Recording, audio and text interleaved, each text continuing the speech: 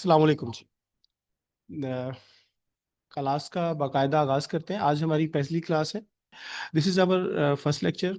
ठीक है, हम स्टार्ट करते हैं। कुछ चीज़ें आज हम क्योंकि this is a totally practical, हम वही क्लेम करते हैं कि हम ये हमारी प्रैक्टिकल बेस्ड क्लास है। आज हम जो क्लास में जो बुनियादी चीज़ें स्टार्ट करेंगे, उसमें कुछ चीज़ें हम प्रैक्टिस से ज़्यादा आपको रिलेट करेंगे, ताकि सब बड़ी बहुत से लोगों को ये कंसर्न होता है कि चीज़ें जो है ना वो प्रैक्टिकली नहीं, लेकिन कानून को, लॉ को हमने साथ रिलेट करके पढ़ना होता है। तो आज हमारा जो पहला प्रोसेस जो होगा, हम जो पहली चीज़ें आपके साथ शेयर करेंगे, जो हमने आज हमने क्लास का एजेंडा, क्लास की जो कुछ डिटेल्स आपके साथ ऑलरेडी शेयर कर दी थी।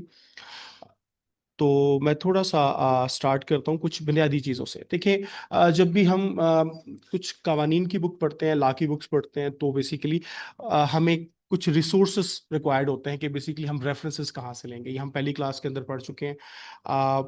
एक्ट ऑर्डिनेंस, हम इनकम टैक्स जो है ऑर्डिनेंस 2001 जो है, कहाँ से डाउनलोड करेंगे, मैं पहली क्लास के अंदर बता चुका हूँ। अगर आपको दोबारा से है, मैं आई विल टीच यू। दोबारा से चीज़ें बताते चलते हैं, साथ हम प्रैक्टिस भी करते जाएंगे और तमाम चीज़ें हम रिलेट भी कर रहे हैं। सबसे पहले मैंने लास्ट क्लास में भी बताया था, अगर आप में से कुछ लोगों ने ज्वाइन किया, एफबीआर की वेबसाइट पे fbr.gov.pk, this is an official link, FBR की साइट का ऑफिशियल लिंक है। और हम अपने तमाम रिसोर्सेज से मुराद जब आप बात करते हैं कि सर जब भी हम ला की जो भी आप बात कर रहे हैं, तो आप कहाँ से ये रेफरेंस ले रहे हैं, क्या रजिस्ट्रेशन की रिक्वायरमेंट है, तो सर ये कहाँ से होगा। तो डैट विल बी एक्चुअली, हम ये एक साइट है, साइट के ऊपर हमारे पास मल्टीपल जो है रिसोर्सेज होते हैं। लेकिन जो सबसे इंपॉर्टेंट चीज़ होती है वो है इनकम, जो भी एक्ट है या ऑर्डिनेंस है। तो अगर आप, मैंने इसको स्क्रॉल करके इसकी फुटिंग पे जाएं, तो आपको सबसे पहले आपने ऑर्डिनेंस, अगर हम इनकम टैक्स ऑर्डिनेंस 2001 पढ़ रहे हैं, तो आपको कहाँ से डाउनलोड करना है, ये ऑर्डिनेंस के आपको क्लिक करेंगे तो यहाँ पे आपको एक्ट ऑर्डिनेंस, इसकी हेडिंग्स में आपको ये चीज़ें नजर आ रही हैं। तो इनकम टैक्स ऑर्डिनेंस आप यहाँ पे क्लिक करेंगे, द मोस्ट लेटेस्ट अपडेट्स, जहाँ तक आपकी लेटेस्ट अपडेट के साथ आपका वर्जन अवेलेबल होगा, आप इसे क्लिक करेंगे तो ये आपके पास डाउनलोड हो जाएगा। जस्ट लाइक है, जैसे से मैं आपको ये चीज़ ओपन करके दिखा रहा हूँ। तो ये मेरे पास एक ऑर्डिनेंस बेसिकली ऑलरेडी ओपन है, और ये कब तक अपडेटेड है, यहाँ पे हम देख सकते हैं, amended up to 31 July 2025। Same document आपके पास ओपन होगा, और आपको इसके लिए अब हम इसमें से रेफरेंस को रेफरेंस यूज करेंगे। इसी तरह से यहाँ तक मैंने जो आपको चीज़ें हैं, एक्ट ऑर्डिनेंस बेसिकली हमें ये बताता है, मैं थोड़ा सा आपके साथ साथ चीज़ें अपडेट करता जाऊंगा। कुछ चीज़ें हम साथ साथ इसलिए मैं बताता जाऊंगा, जैसे हम एक सिंपल एग्जांपल के तौर पे, सर हमारे पास हम किन किन, सपोज सबसे पहले हम एक्ट की बात करते हैं। तो अभी हम जो इस आज के दिन लेक्चर के अंदर पढ़ने जा रहे हैं, 2001 income tax ordinance, basically ordinance है, एक्ट और ऑर्डिनेंस। इसके बाद कुछ हम रूल्स की बात करेंगे। हमें एक्ट या ऑर्डिनेंस बेसिकली क्या बताता है, सिंपल एग्जांपल के तौर पर समझेंगे। व्हाट टू डू, हमें क्या करना है, बेसिकली व्हाट टू डू। थोड़ी सी चीजें समझिएगा, थोड़ा सा फिर मैं रेफरेंस को। इसी तरह से रूल्स बेसिकली क्या, हमें बेसिकली टेल्स के हाउ टू डू, हम एक चीज को कैसे परफॉर्म करेंगे, हाउ टू डू। एग्जाम्पल के तौर पे एक रजिस्ट्रेशन का प्रोसेस है, अगर हमारे ऑर्डिनेंस के अंदर मिला है 181 के अंदर, इज एक्चुअली 181 के अंदर हाउ टू रजिस्टर, हम टैक्स पेयर कैसे रजिस्टर्ड होता है, ठीक है, डिटेल्स मेंशन्ड है। इसी तरह से रूल्स, कि ये किस तरह से रजिस्टर्ड होगा, व्हाट आर द रिक्वायरमेंट्स। तो हम रूल्स है, इनकम टैक्स के रूल्स है, उनका रूल 80 के अंदर जाके चीजों को रिलेट करके पढ़ेंगे। इसी तरह से एक्चुअली हम आयरस के ऊपर काम कर रहे होंगे, आयरस के ऊपर, तो एक्चुअली ये प्रैक्टिस कहाँ कर रहे होंगे, ये सारी प्रैक्टिस हम कर रहे होंगे आयरस के पोर्टल के ऊपर। तो हम यहाँ पे कुछ चीजें डिस्कस, आज हल्का सा आपको थोड़ा सा ओवरव्यू देके हम डायरेक्टली इसके ऊपर मूव करेंगे। तो हम एक्ट ऑर्डिनेंस या रूल्स के ऊपर से रेफरेंस के तौर पे हम जो भी हम लॉ को रीड करेंगे, तो how to do, what to do, और हम आयरस के ऊपर इसकी प्रैक्टिस कर रहे होंगे। इसी तरह से हमारे पास स्टैट्यूटरी रेगुलेटरी ऑर्डर, ये क्या होते हैं मैं अभी आपको थोड़ा सा बताता हूँ। नोटिफिकेशंस हैं, सर्कुलर्स हैं।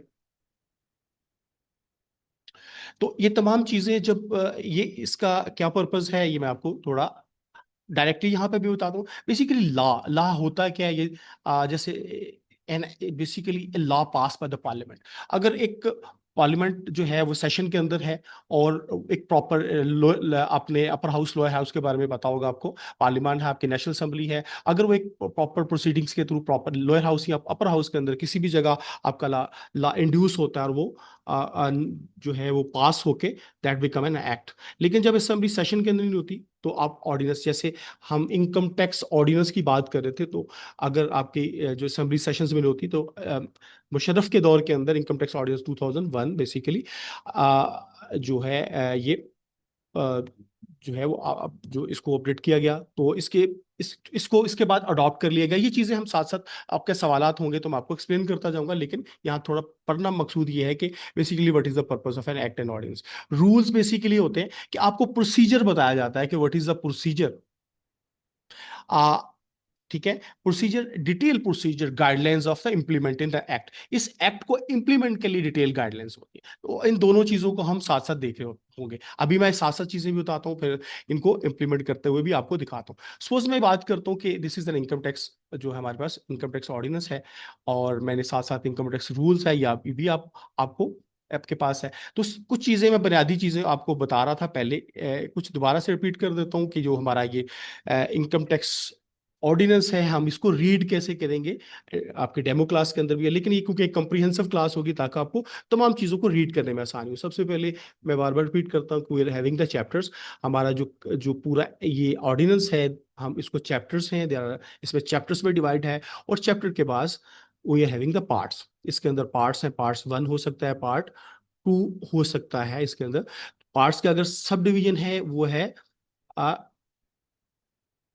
डिवीजन के अंदर, डिवीजन 1 एंड 2। इसके बाद अगर हम देखें तो एक आपका सेक्शन आ जाता है। इसी तरह से हम इसको देखेंगे, सेक्शन है, सेक्शन के बाद आपके पास सब सेक्शंस हैं। क्योंकि जब हम पढ़ रहे होंगे तो ये चीजें आपके लिए इंपॉर्टेंट है, आपको समझ आनी चाहिए कि कैसे हम पढ़ रहे होंगे। सेक्शन के बाद क्लास है, मैं इसको तमाम चीजों को दिखाता हूँ, क्लास एंड सब क्लास। तो हम चैप्टर से स्टार्ट करते हैं, part, divisions, section, sub section, class and सब क्लासेस। मैं इसी तरह से आपको ये दिखाता हूँ, आपको ये यहाँ पे चीजें आसानी से समझ भी आ रही होंगी, तो ये चीजें आपने साथ साथ देखते हैं। अगर हम यहाँ पे देखें तो हमारे पास चैप्टर्स, आपके पास चैप्टर्स हैं, इनके अंदर जैसे चैप्टर 2 है, तो हर चैप्टर के लिए जरूरी नहीं कि पार्ट्स हो, लेकिन चैप्टर 3 के अंदर देखिए पार्ट 1 है, पार्ट 2 है, पार्ट 3 है। इसके पार्ट 4 के अंदर अगर हम जाएं तो पार्ट 4 के आगे इसकी डिवीजन 1 है, इसके अंदर पार्ट 4 के अंदर डिवीजन। सो बेसिकली एक हायरार्की है सिस्टम की। देखिए, पढ़ने के लिए, रीड करने के लिए हमें आसान होता है, रेफरेंस देने के लिए हम बात करते हैं जब भी कि आप इसके चैप्टर 4 है, इसका पार्ट 4 है, डिवीजन 1 है के, और इसका सेक्शन। अब उसके बाद दीज आर द सेक्शंस। तो इस पूरे ऑर्डिनेंस के अंदर सेक्शंस कितने मौजूद हैं? 242 सेक्शंस मौजूद हैं, और इसके अंदर स्केड्यूल्स हैं, स्केड्यूल्स मौजूद हैं हमारे पास 15 स्केड्यूल्स। बेटिकल स्केड्यूल्स, इसको भी हम डिफाइन करेंगे। बेसिकली स्केड्यूल आपका, शॉर्टली अगर मैं बताऊं तो आपके पास रेट, आपके तमाम रेट ऑफ टैक्सेस इसके अंदर गिवन है। तो कानून को कैसे लिखा गया, बिल्कुल ताकि आपकी अंडरस्टैंडेबिलिटी बेहतर हो जाए, इसलिए इस तरह से लिखा गया कि एनी वन कैन, इसको अगर एक दफा इसको रीडिंग्स के इसके पर्सपेक्टिव समझ आते हैं तो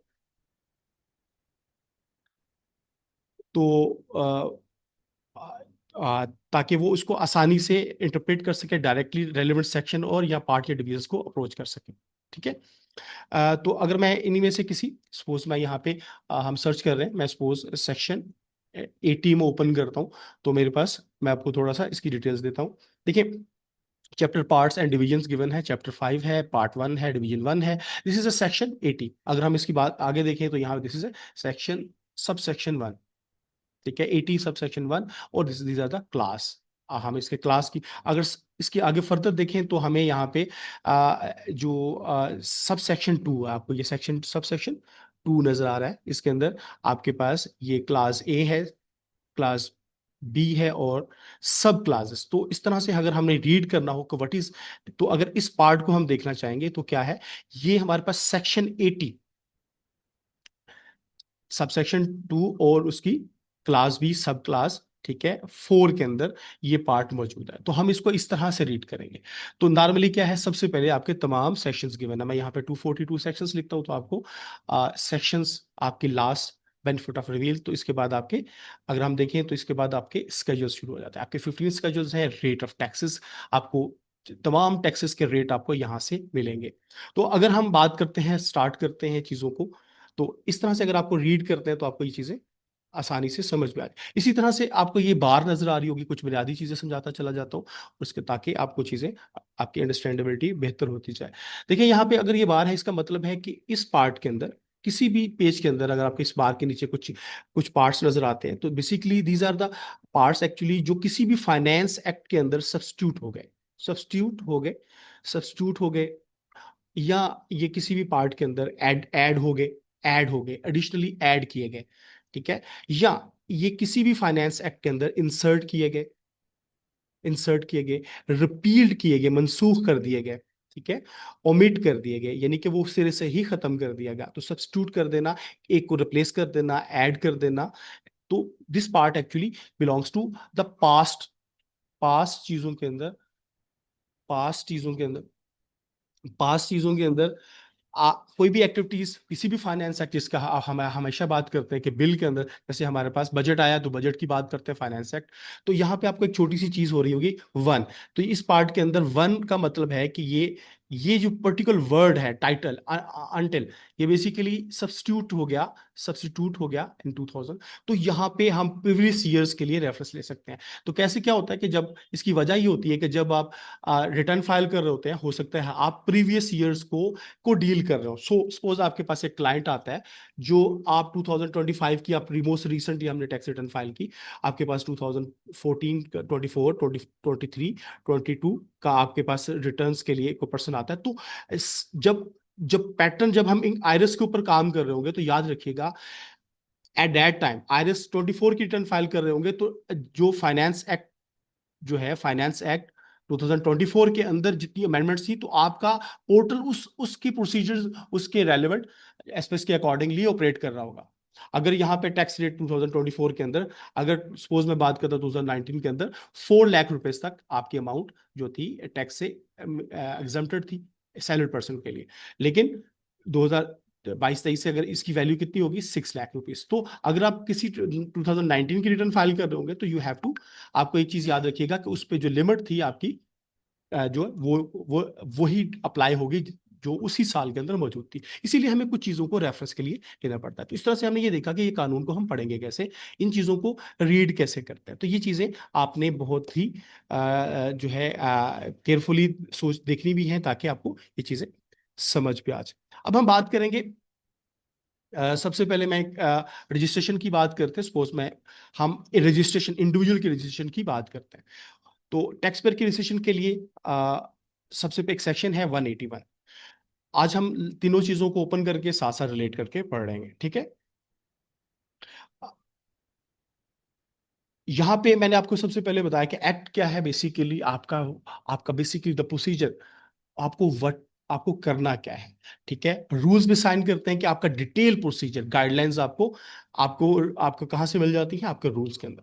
इसी तरह से स्टैट्यूटरी रेगुलेटरी ऑर्डर क्या होता है, एसआरओस, डायरेक्टिव्स होते हैं इशूड बाय अथॉरिटीज। एफबीआर, आपको ये एफबीआर जो है वो इन्फोर्स रेट ऑफ टैक्सेस के लिए, ठीक है। तो कंटिन्यू अमेंडमेंट्स के लिए, एग्जाम्पशंस के लिए कोई प्रोसीजर चेंज आती है, तो एसआरओ, एफबीआर, एसआरओस भी इशू होते हैं। इसी तरह सर्कुलर्स हैं, ये भी एक्सप्लेनेटरी नोट होता है, ठीक है।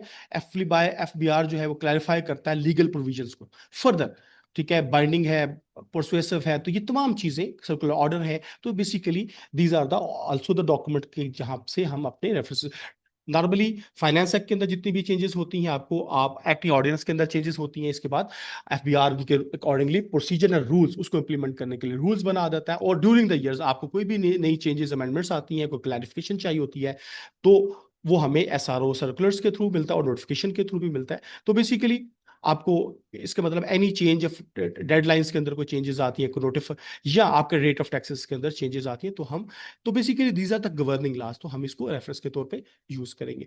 तो सबसे पहले आज हम एक रजिस्ट्रेशन के प्रोसेस को अगर देखते हैं, स्टार्ट करते हैं, तो सबसे पहले इंडिविजुअल है, हमारे पर्सन्स की डेफिनेशन में जाते हैं, तो तीनों चीजों को रिलेट करके पढ़ते हैं। मैं तीनों चीजें ओपन करता हूँ। सबसे पहले जो मैं यहाँ पे जो चीज आपको दिखाना चाहूंगा, सपोज हम एफबीआर की साइट पे हैं, हम आईआरएस के ऊपर पे वर्क करेंगे, आईआरएस के पोर्टल पे काम करेंगे। तो मैं बिल्कुल बेसिक से स्टार्ट करता हूँ, मैं इसको लॉग आउट करके दोबारा से लॉग इन करता हूँ। अच्छा, आप क्लास के अंदर आप अपनी अगर अगर आप चाहें तो अपनी किन एरिया से बिलोंग कर रहे हैं, अगर आप क्या प्रैक्टिसिंग ऑलरेडी लॉ की प्रैक्टिस कर रहे हैं, स्टूडेंट हैं, आप अपनी काइंडली प्लीज अगर मेंशन कर सकते हैं तो मुझे मैसेज के अंदर मेंशन करते जाइएगा। अपना नाम है, आप किस एरिया से हैं, और आपकी क्वालिफिकेशन है, और आप बेसिकली किस पर्पज के लिए कर रहे हैं, तो मेरे लिए आसान होगा चीज़ों को आपके साथ जो है वो आगे से फ्यूचर में रिलेट करना, आपसे गपशप भी करना, ये मेरे लिए आसान हो जाएगा। अच्छा जी।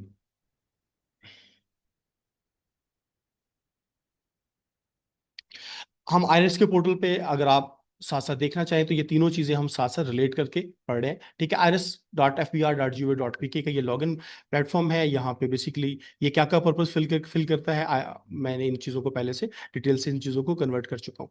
अच्छा, इसके बाद आते हैं अब हम इन चीज़ों को लॉ से रिलेट करके चीज़ें स्टार्ट करते हैं। रजिस्ट्रेशन की बात करते हैं। मैंने यहाँ पे देखा सेक्शन 181 टैक्स पेयर की रजिस्ट्रेशन, एवरी टैक्स पेयर्स। ठीक है, इसमें सबसे इंपॉर्टेंट चीजें दो एस्पेक्ट्स हैं, तो किन लोगों को रजिस्टर्ड होना है, किन लोगों को रजिस्टर्ड होना है। मैं बुनियादी सी चीजों के बाद, अगर आपको कि कुछ रेड पार्ट नजर आ रहा है तो ये रीसेंट फाइनेंस एक्ट के अंदर 2026 के अंदर ये इंड्यूस कब हुआ, ये फाइनेंस एक्ट रिसेंटली ये इंड्यूस हुआ। अगर आप इसको देखना चाहें तो ये पार्ट 2 के अंदर, यहां से आप देखना भी चाहें तो आपको इसके सेकंड के अंदर, ठीक है, expression inserted by the finance act 2025, 2025 के फाइनेंस एक्ट के अंदर ये सेक्शन इंसर्ट किया गया।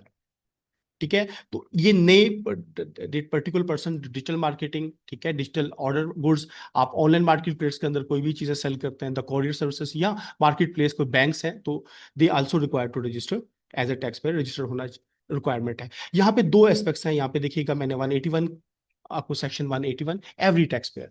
अब मैं बात करता हूँ सब सेक्शन 2 के अंदर, तो कमिश्नर हैविंग द जुरिस्डिक्शन, यहाँ पे अगर आप रजिस्टर्ड ना भी हो तो आपको एफबीआर जो है, कमिश्नर आपको रजिस्टर्ड कर सकता है।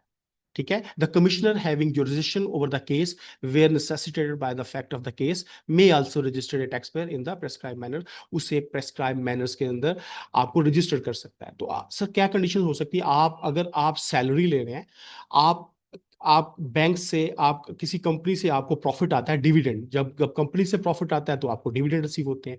आप किसी गवर्नमेंट या किसी प्राइवेट सेक्टर से सैलरी ड्रॉ कर रहे हैं, गवर्नमेंट या सैलरी, और आपकी सैलरी 50,000 से एक्सीड कर रही है, इस लिमिट से एक्सीड कर रही है, आपको इंटरेस्ट आता है, आपको बैंक से आपने पैसे मेंटेन किए हैं, आपको इंटरेस्ट आता है, आप कोई इंटरनेशनल ट्रैवलिंग करते हैं, ठीक है, आपके अकाउंट, इसके अलावा आप इमूवेबल प्रॉपर्टी, कोई भी इमूवेबल प्रॉपर्टी वगैरह परचेज करते हैं, आप बैंक से कैश विड्रॉ करते हैं more than 50,000, all these of activities can possibly trigger कर सकता है, कमीशन आपको खुद से रजिस्टर कर सकता है। तो सर ये यहाँ पे तो लिखा है कि ये आपको रजिस्टर कर सकता है। ठीक है, आप देखिए इन एक्टिविटीज की वजह से। अब दूसरी बात चलता है कि सर ये होगा कैसे, कैसे रजिस्टर कर सकता है, तो मैं इनकम टैक्स रूल्स के ऊपर, मैं 80 रजिस्ट्रेशन के रूल्स के ऊपर डायरेक्टली मैंने ओपन किया हुआ। तो आपकी रजिस्ट्रेशन के लिए an individual having CNIC required to file return, तो पहले प्रोसीजर के अंदर आपको रजिस्टर कैसे होना है, लेकिन जो सेकंड बात थी कि आपको कमिश्नर जो है वो आपको रजिस्टर कैसे कर सकता है। देखिए यहाँ पे एटीबी के अंदर आपको रजिस्ट्रेशन के लिए अगर आपने एनटीएन बनाना है तो what document actually you required. ठीक है, यहां अगर हम पढ़े पहले पार्ट के अंदर हम देखें तो दैट इज कि किन लोगों को रजिस्टर होना है, टैक्स पेयर की रजिस्ट्रेशन की रिक्वायरमेंट की बात कर रहा है, और कमिश्नर के पास पावर है कि वो हर फैक्ट के, देखिए necessitated by the fact of the case, कि हर केस टू केस बेसिस पे कि उसकी एक्टिविटी क्या टैक्सेबल एक्टिविटी थी, वो किसी भी बंदे को टैक्स को रजिस्टर कर सकता है। तो हम रूल के अंदर देखते हैं, तो इस पार्ट के अंदर देख रहे हैं कि अगर हम कोई भी इंडिविजुअल रजिस्टर हो रहा है, इंडिविजुअल, तो उसको जब रजिस्टर हो तो उसको अपनी क्या डॉक्यूमेंट रिक्वायर्ड है कि सीएनआईसी, अब हम काम करेंगे एक्चुअली, उसे अपना सेल नंबर, ठीक है, इशूड विद हिज नेम, यानी कि उसकी सीएनआईसी के अगेंस्ट रजिस्टर्ड हो। इसी तरह उसका ईमेल एड्रेस चाहिए, उसकी नेशनैलिटी पाकिस्तानी है, रेजिडेंशियल एड्रेस क्या है, अकाउंटिंग पीरियड है, अगर वो इंडिविजुअल है, यानी कि अगर वो बिजनेस कर रहा है तो उसका अकाउंटिंग पीरियड, उसके स्पेशल अकाउंटिंग पीरियड भी अलॉट किया जा सकता है। तो इसका मतलब है कि रजिस्ट्रेशन को देखना कि रजिस्ट्रेशन का कौन कर सकता है और कैसे ये पॉसिबल है। ठीक है, और इसके लिए रिक्वायरमेंट्स को हम देखते हैं रूल्स के अंदर। ठीक है, तो ये रूल्स है basically in case of business income है, अगर आपकी बिजनेस इनकम है तो आपका अपने बिजनेस का नाम, बिजनेस का एड्रेस और प्रिंसिपल एक्टिविटीज का भी पता हो। ठीक है, name and NTN of employer, in case of अगर आप सैलरीड पर्सन हैं तो आप रजिस्ट्रेशन कर रहे हैं तो आपका आपके एम्प्लॉयर का नेम और उसका एनटीएन आपको पता हो। Address and property in case, अगर आपको जहां पे अपना बिजनेस कर रहे हैं उस प्रॉपर्टी का आपका, ठीक है, in case of property income, तो बेसिकली उस एड्रेस जहां से आप इनकम विड्रॉ कर रहे हैं तो उसकी प्रॉपर्टी का इनकम आपको रिक्वायर्ड है। इसी तरह से आप जब रजिस्टर्ड हो रहे होंगे, याद रखिएगा मैं दो चीजें यहाँ पे बताता चलूं। सो हम यहाँ पे जब रजिस्ट्रेशन करते हैं तो मेन तीन कैटेगरीज हैं जो हम पढ़ेंगे। Individual, individual AOP, OP basically अगर हम इसे पार्टनरशिप कहें, पार्टनर शिप कहें। इसी तरह से कंपनी, सीओवाई कह रहा हूं, कंपनीज के अंदर ये कंपनीज एक्ट के तहत 2017 के तहत रजिस्टर हो। इसमें मल्टीपल कंपनीज हो सकती है, सिंगल मेंबर कंपनीज हम आगे जाके पढ़ेंगे। इंडिविजुअल के अंदर बात कर सकते हैं तो इंडिविजुअल में सैलरीड पर्सन हो सकता है, इंडिविजुअल के अंदर कोई बिजनेस पर्सन हो सकता है जो इंडिविजुअल कैपेसिटी के अंदर काम कर रहा है, इसी तरह से कोई फ्रीलांसर हो सकता है जो इंडिविजुअल है। तो इंडिविजुअल की रजिस्ट्रेशन नॉर्मली कहां से रिक्वायर्ड होती है? एफबीआर के साथ। तो आज हम, तो बेसिकली वो तमाम, इन तमाम बॉडीज को जब एफबीआर के साथ रजिस्टर करते हैं तो ये तमाम रिक्वायरमेंट्स कहाँ लिखी हुई हैं? हमें ये तमाम रिक्वायरमेंट हमें कहाँ मिल रही है? रूल्स के अंदर। हमें इनकम टैक्स से रेफरेंस ले रहे हैं, इनकम टैक्स ऑर्डिनेंस से रेफरेंस ले रहे हैं, और रूल्स के अंदर इनकी तमाम प्रोसीजर प्रोसीजर के कैसी रजिस्ट्रेशन होगी वो यहाँ डिफाइंड है। A company and AOP, company and AOP वो कैसे रजिस्टर्ड होगी? सब रूल 3 के तहत एंड 6 ऑफ द रूल 80 के तहत। ये डॉक्यूमेंट आपको जब आप रजिस्टर कर रहे होंगे तो आपको ये तमाम डॉक्यूमेंट्स रिक्वायर्ड होंगे, ठीक है। तो ये तमाम प्रोसीजर्स आपको, ये तमाम ये डिटेल्स मैं आपको इसलिए बता रहा हूं कि जब भी आप प्रैक्टिस करेंगे तो आप क्या लेंगे? मैंने इनकम टैक्स ऑर्डिनेंस के सेक्शन 181 की बात की, और रूल्स के अंदर रूल्स 80 को मैं डिटेल से देख रहा हूं कि हमें क्या क्या डॉक्यूमेंट रिक्वायर्ड हैं रजिस्टर होने के लिए। इसी तरह से आप कंपनी के लिए देख लें, ए नॉन रेजिडेंट कंपनी, तो ये रजिस्ट्रेशन के सेक्शन को कौन डील कर रहा है? हमें हमें ये पता है कि सेक्शन 80 डील कर रहा है, 80, ठीक है, 80 डील कर रहा है, और तमाम रिक्वायरमेंट्स हमें पता है। इसमें एफबीआर जो है वो किन के कंडीशंस के अंदर, ठीक है, कंपनी को वो रजिस्टर कर सकता है, तो ये we will take a reference from this part. इसका मतलब है tax payer registration scheme shall be regulated through the rules to be notified by the, यानी कि ये जो रजिस्ट्रेशन कहाँ से, यहीं पे बता रहा है, जहां पे भी लॉ के अंदर ये मेंशन्ड होगा कि प्रिस्क्राइब्ड, ठीक है, रेगुलेटेड थ्रू द रूल्स, तो यहां हम रूल्स का रेफरेंस लेंगे। तो हमने यहां पे पढ़ा 80 के तहत 80A, और इनकी ई रजिस्ट्रेशन कैसे होंगी तो हम ये रेफरेंस लेंगे। और हम ये प्रैक्टिस कहाँ करेंगे? हम आईआरएस के पोर्टल पे करेंगे। अच्छा, यहाँ पे सेक्शन, अगर सब सेक्शन 4 के अंदर देखते हैं, अब वो कहता है कि 2015 से ऑनवर्ड, इंक्लूडिंग 2015, जो भी इंडिविजुअल है, इंडिविजुअल उसका सीएनआईसी ही उसका एनटीएन नंबर है। तो यहां पे लिखा है in case of individual having computerise national identity card issuing by the national database and registration authority shall be the NTN. Individual कोई भी बिजनेसमैन है, चाहे आपका बिजनेस भी है, लेकिन आपका जो एनटीएन आपका सीएनआईसी ही कहलाएगा। इन तमाम चीजों को देखते हुए इसका मतलब है हमने इन चीजों को रेफरेंस लेने के लिए इन दो डॉक्यूमेंट्स को यूज कर रहे हैं। और प्रैक्टिकली हम आप बात कर रहे हैं, जब हम रजिस्टर्ड हो रहे हैं तो इंडिविजुअल को जब हम यहाँ पे नॉर्मली जो हम रजिस्टर करते हैं तो हमारे लिए जो क्रेडेंशियल्स कहाँ से मिलते हैं, तो ये भी चीज़ें हम थोड़ा सा अभी डिस्कस कर लेते हैं। मेरे पास से कुछ डिटेल्स हैं। अगर हम बात करें कि बेसिकली सब पर्सन कौन होता है, ठीक है, सबसे पहले हम एक सेक्शन को पढ़ेंगे, जिसके बाद हम इसकी प्रैक्टिकल बेस की तरफ चले जाएंगे। देखिए, हमें लगता है कि पर्सन इज समबडी जो एक ह्यूमन बीइंग है, इंडिविजुअल है, जो गोश पोश का इंसान है, लेकिन लॉ के मुताबिक जो पर्सन है वो एक जो है वो कैसे डिफाइन होगा, हम इसको थोड़ा सा इस तरह से रीड करते हैं। मैं सेक्शन 80 के ऊपर चलता हूं, मैं आपको फिर बताता हूं कि पर्सन, जब भी वो बात कर रहा है कि किसको टैक्स पे करना है तो हम पर्सन की बात करते हैं। तो मैं सेक्शन 80 के ऊपर जा रहा हूं। देखिए, अभी मेरे पास एक पर्सन, जब भी बात हो रही है तो पर्सन की बात हो रही है, ठीक है। अब देखिएगा पर्सन में कौन शामिल है, देखिएगा मैं यहाँ पे थोड़ा सा रिलेट करता जाऊँ, पर्सन एन इंडिविजुअल। अब ये इंडिविजुअल कौन हो सकता है? मैं यहाँ पे आपको इंडिविजुअल, कोई सैलरीड पर्सन भी हो सकता है, सैलरीड जो, अब सैलरीड के अंदर वो गवर्नमेंट जॉब भी कर सकता है और किसी प्राइवेट सेक्टर के अंदर भी जॉब कर सकता है, ठीक है, ठीक है। अब वो सैलरीड किसी फॉरेन गवर्नमेंट के अंदर काम कर रहा है, फॉरेन गवर्नमेंट का पाकिस्तान के अंदर बैठा है, तो फॉरेन सोर्स भी हो सकती है, यानी कि फॉरेन सोर्स वो इनकम कमा सकता है कैसे, कि वो पाकिस्तान में बैठा है लेकिन बाहर से सैलरी ले रहा है। इसी तरह से इंडिविजुअल कोई फ्रीलांसर भी हो सकता है, फ्रीलांसर है वो पाकिस्तान में बैठा है लेकिन वो बाहर से जो है अपनी सर्विसेज दे रहा है। कोई यूट्यूबर है, जो यूट्यूबर है इंडिविजुअल की सिर्फ बात करो, वो यूट्यूबर हो सकता है, कोई डॉक्टर है वो प्रैक्टिस कर रहा है, कोई लॉयर है, कोई कंसल्ट चार्टर्ड अकाउंटेंट है, कंसल्टेंट है, वो काम कर रहा है। तो बेसिकली इंडिविजुअल के अंदर कोई बिजनेसमैन है, कोई शॉपकीपर है। तो सो बेसिकली जब हम इसकी क्लास ए को देख रहे हैं पर्सन के अंदर, तो an individual can be silent person. कोई आप आपको यूट्यूबर है, डॉक्टर है, लॉयर है, शॉपकीपर है, any business in the capacity of entrepreneur की बात करते हैं, सोल प्रोपाइटर यानी कि एक बंदा इस बिजनेस को मैनेज कर रहा है and he is not registered with any government organisation. तो हम इसके केस के अंदर हम इसको रजिस्टर कहां करेंगे? एफबीआर के अंदर। एफबीआर के अंदर हम सेक्शन कौन सा देखेंगे? 181। रूल कौन सा देखेंगे? 80 को देखेंगे। और पोर्टल के ऊपर जाके हम रजिस्ट्रेशन की रिक्वायरमेंट कहां से देखेंगे? यहां पे एक पर्टिकुलर पर्सन की बात कर रहा हूं, ठीक है। यहां आपको थोड़ा सा चीजें क्लियर होती जाएंगी, इंशाल्लाह जो चीजें हैं आपके सामने ही क्लियर हो जाएंगी। अब हम आ जाते हैं कंपनीज। अब वो कंपनी को डिफाइन कर रहा है कि इंडिविजुअल को रजिस्टर, ये पर्सन की कैटेगरी के अंदर शामिल है। इसी बात कंपनी एंड एसोसिएशन, जब कंपनी की डेफिनेशन की बात करते हैं तो कंपनी मींस, कंपनी की बात कर रहा है कि वो कंपनीज एक्ट 2019 के 17 के तहत रजिस्टर्ड है, या कंपनीज ऑर्डिनेंस से पहले था 1984 के तहत रजिस्टर्ड। तो ये बेसिकली वो तमाम बॉडीज ये पर्सन कहलाएंगे, ठीक है। इसी तरह से मैं आपको दोबारा बता रहा हूं, company association of person, incorporate का मतलब है वो सेटअप हुई, फॉर्म्ड हुई। कोई भी वर्ड यूज किया जा सकता है कि यार मेरी कंपनी इनकॉर्पोरेट हुई, ठीक है, या फॉर्म्ड हुई, या ऑर्गेनाइज्ड हुई, और establish. You have use this multiple words for the company की फॉर्मेशन के लिए यूज करते हैं, ठीक है, इन पाकिस्तान और एल्सवेयर। यानी कि अगर ये कंपनी बाहर के किसी मुल्क से भी बनी है तब भी वो पर्सन कहलाएगी, उसकी कैपेसिटी एज ए पर्सन कहलाएगी, ठीक है। फेडरल गवर्नमेंट भी पर्सन कहलाता है। Foreign government, political sub division of foreign government, या पॉलिटिकल इंटरनेशनल, कोई भी इंटरनेशनल ऑर्गेनाइजेशन है, WWF है, कोई भी है, वो इदारा है, तो वो भी एक पर्सन की डेफिनेशन के अंदर आता है। तो हम जब केस आज हम स्टडी करेंगे इंडिविजुअल की रिटर्न्स को, जब हम सीखेंगे, हम कंपनीज की रिटर्न फाइलिंग को देखेंगे, हम एसोसिएशन ऑफ की पर्संस की डिटेल्स को भी इस कोर्स के अंदर कंप्रीहेंसिवली देखेंगे।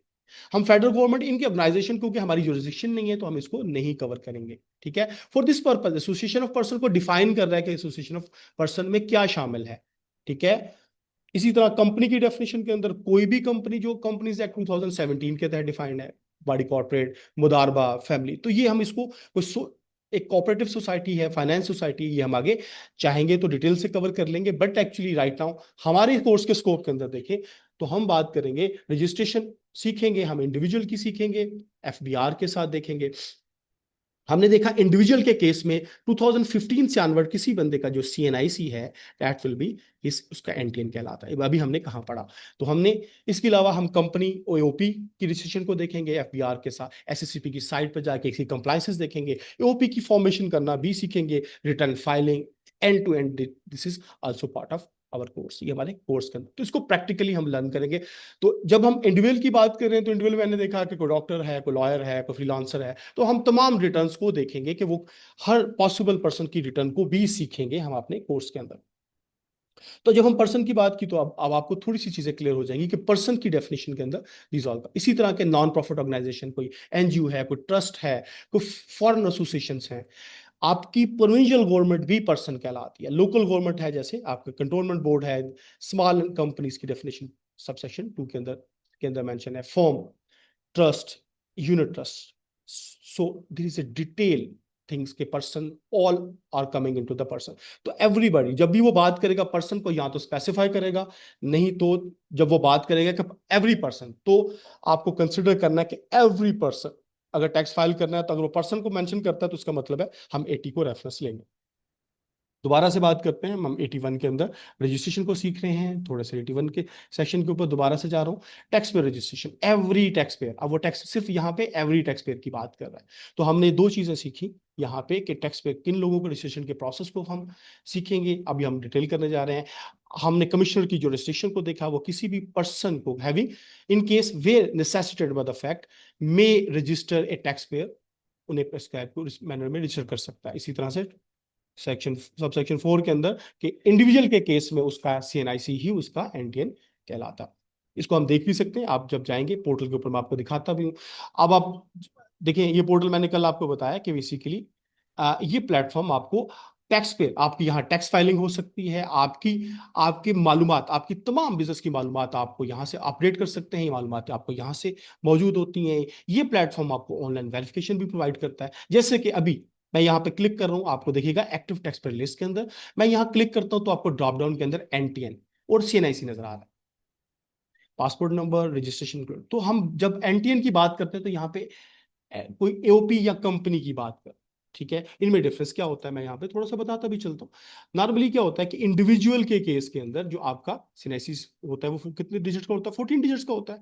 और एओपी और कंपनी के केसेस के अंदर ये 7 डिजिट्स का आपका आपका 7 डिजिट्स का आपका जो होता है वो जो एनटीएन होता है वो 7 डिजिट्स का होता है। और ये बेसिकली जब हम ये कंपनी एओपी या कंपनी इनकॉर्पोरेट कर रहे होते हैं तो एट वेरी सेम टाइम आपको कंपनी और एओपी के केसेस के अंदर आपको इसके क्रेडेंशियल्स मिलते हैं, और फिर हम यहाँ से लॉग इन करके अपनी बिजनेस की उनकी रजिस्ट्रेशन यहाँ पे करते हैं। पहले हम अलग प्लेटफॉर्म के ऊपर इनकी रजिस्ट्रेशन करते हैं और फिर, लेकिन इंडिविजुअल के केस के अंदर क्या होता है, हम सीधा सिर्फ इसी प्लेटफॉर्म पे लैंड करते हैं। तो हमने क्या देखा कि अगर इंडिविजुअल के डिसीजन के लिए अगर हमें क्या क्या चीजें चाहिए तो आप, अच्छा अब हम बात कर रहे थे कि रजिस्ट्रेशन की बात कर रहे थे, तो मैं यहाँ पे थोड़ी सी चीजें रिलेट करता जाऊं, ठीक है। अब हम पढ़ेंगे क्या, हमारे पास जो इंडिविजुअल रजिस्टर्ड होता है, रजिस्ट्रेशन इंडिविजुअल की बात मैंने की, काफी डिटेल से बात की कि जब हम पढ़ेंगे सैलरी पर्सन है, कोई फेडरल गवर्नमेंट है या प्रोविजनल गवर्नमेंट का एम्प्लॉय है, कोई बिजनेस ओनर है, कोई शॉपकीपर है, सोल प्रोप्राइटर काम कर रहा है, तो सब इंडिविजुअल की कैटेगरीज पे आ रहे हैं। कोई फ्रीलांसर है, कोई प्रोफेशनल है, doctor, lawyer, accountant, working independently काम कर रहा है, तो इंडिविजुअल की डेफिनेशन है। तो इसके लिए हम रजिस्ट्रेशन के लिए बेसिकली इसकी रजिस्ट्रेशन कहाँ होती है मैं यहाँ आपको आपको अभी बता चुका हूँ, और फिर हम इसको साथ साथ कंटिन्यू भी करते हैं। यहाँ पे देखें कि मैंने एक चीज मेंशन की कि एफबीआर के साथ इसकी रजिस्ट्रेशन होती है, ठीक है, अंडर सेक्शन 181। यहाँ पे और रूल की बात की थी तो rule under under slash rule की बात करें तो मैंने आपको बताया कि अंडर रूल 80 के तहत आपके क्या क्या डॉक्यूमेंट रिक्वायर्ड है। अगर और आप इन लोगों को रजिस्टर करते हैं एफबीआर के साथ, आज हम देखेंगे इनकी रिक्वायरमेंट हम यहां से लेंगे। और ड्यू डेट आपकी टैक्स फाइलिंग कब होती है, जब इंडिविजुअल कोई भी पर्सन है इंडिविजुअल, उसकी टैक्स फाइलिंग की डेट क्या है, तो हम ये देखते हैं कि टैक्स फाइलिंग की जो डेट है वो 30th ऑफ सितंबर है, ठीक है। तो ये हमें कहां से मिलेगी सर, ये कहां से मिलेगी, हर चीज को हम रेफरेंस में ला के सेक्शन 118 के अंदर जाएंगे अभी थोड़ा सा। इससे पहले फाइनेंशियल ईयर को डिस्कस करते हैं, what is the financial year. Financial year की बात करते हैं या टैक्स ईयर की बात करते हैं, तो बेसिकली ये सेक्शन हम 74 के अंदर भी देखते हैं। तो यहाँ पे जो चीजें आपको बताने का पर्पज ये है कि ताकि आपको चीजें समझ आए। कोई भी इंडिविजुअल है वो अपना टैक्स पेयर अपना टैक्स रिटर्न कब फाइल करता है, तो मैं यहाँ पे थोड़ी सी एग्जांपल के तौर पे आपको समझा देता हूं ताकि आपको कुछ चीजें यहाँ पे समझ आ जाए। जी जस्ट गिव मी सेकंड ताकि मैं इसको ऐड कर लूँ।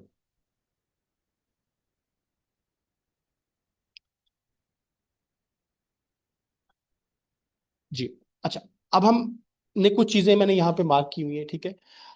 अब कुछ बुनियादी चीजें हो, मैंने आपको इंडिविजुअल की बात की ताकि मैं इंडिविजुअल की तमाम डिटेल आपके साथ शेयर कर दूं। इंडिविजुअल में हमने देखा कि कौन कौन हो सकता है।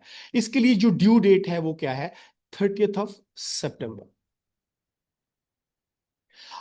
अच्छा, क्या सर हर साल तो एक्सटेंड हो जाती है, कि होता यह है कि जब आपकी ड्यू डेट आती है तो नॉर्मली एफबीआर क्या करता है, अपनी पावर पावर ऑफ अटॉर्नी को यूज करते हुए 214A सेक्शन है जिसके तहत वो आपकी डेट को एक्सटेंड कर देता है। अब नॉर्मली हम देखते हैं सितंबर से आपकी जो डेट है, सितंबर से सपोज 15 डे की एक्सटेंशन हो जाती है, 15 डेज की एक्सटेंशन हो जाती है। फिर एफबीआर इसी पावर को, इस सेक्शन की पावर को यूज करते हुए आपको 15 डेज की और एक्सटेंशन दे देता है।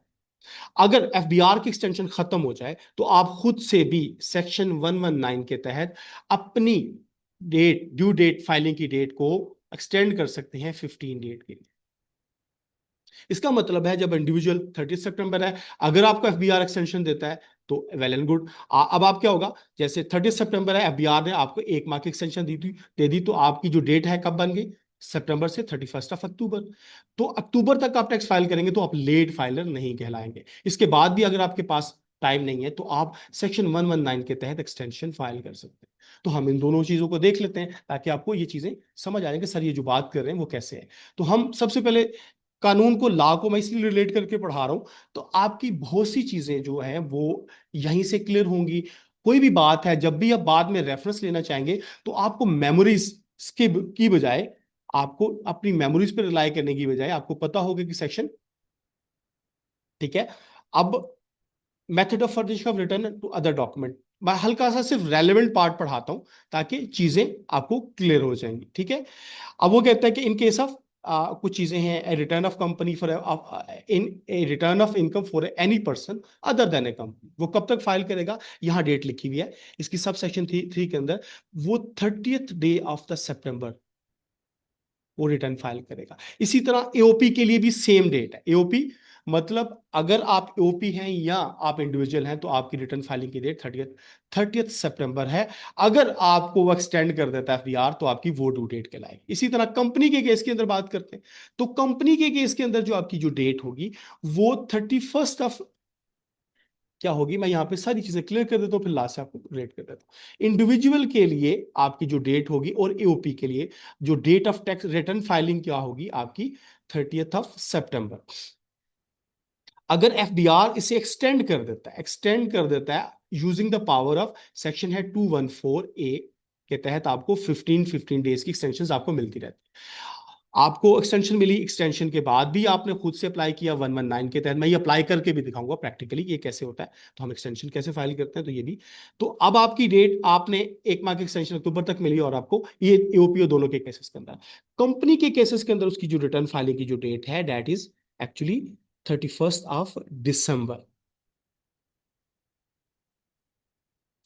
अब कंपनी के केसेस में स्पेशल टैक्स ईयर भी हो सकता है, हम ये आगे पढ़ेंगे। स्पेशल टैक्स ईयर यानी कि वो इस टैक्स ईयर से अलग भी यूज कर सकते हैं। सर अब ये टैक्स ईयर क्या होता है, तो हम सेक्शन 74 पढ़ेंगे।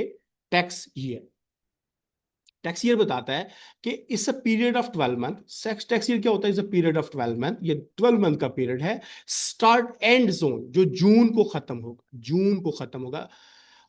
और अगर whatever the year with June, जून के साथ कोई भी साल है, जैसे अभी जून खत्म होने वाला है, खत्म होगा, इसके साथ कौन सा टैक्स ईयर है 26, तो अगर हम इसे पीरियड ऑफ 12 ईयर जो एंड हो जून के साथ और इसके हम 12 मंथ को काउंट करें रिवर्स, तो ये पीरियड बनता है 1 जुलाई से लेकर 30th जून 2026 की बात करें तो ये फाइनेंशियल ईयर 26 कहलाएगा।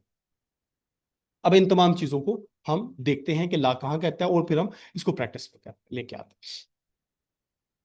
ठीक है, मैंने आपको बता दिया सेक्शन 118 बताता है कि आपको किस टाइम के अंदर टैक्स फाइल करना है। ठीक है, अब इसकी बात करते हैं कि वो आपको 214 के तहत एक्सटेंशन भी दे सकता है आपकी ड्यू डेट के अंदर, कंडोनेशन ऑफ टाइम लिमिट। ठीक है, वो कहता है कि वेर एनी टाइम और a period has been specified, कोई भी पहले से स्पेसिफाई था, जैसे 30 सितंबर तक डेट थी, अगर एफबीआर चाहता है, ठीक है, at any time before the expiry of time, वो क्या कर सकता है, एनी केस परमिट कर सकता है सच एप्लीकेशन, वो इसे एक्सटेंड कर सकता है, आपको time, such time and period को एक्सटेंशन दे सकता है। ठीक है, तो अब यहां पे आपको मतलब है कि वो भी एक्सटेंशन आपको टाइम में मिल सकती है। ठीक है, और एक्सटेंशन के अंदर क्या चीजें हैं ये, इसके बाद आप खुद भी एक्सटेंशन फाइल कर सकते हैं। तो मैं बता सकता हूं कि सेक्शन 119 के तहत अगर आप लेट हो जाते हैं तो आप क्या कर सकते हैं, एक्सटेंशन फाइल कर सकते हैं, extension of time of furnishing of return and other documents.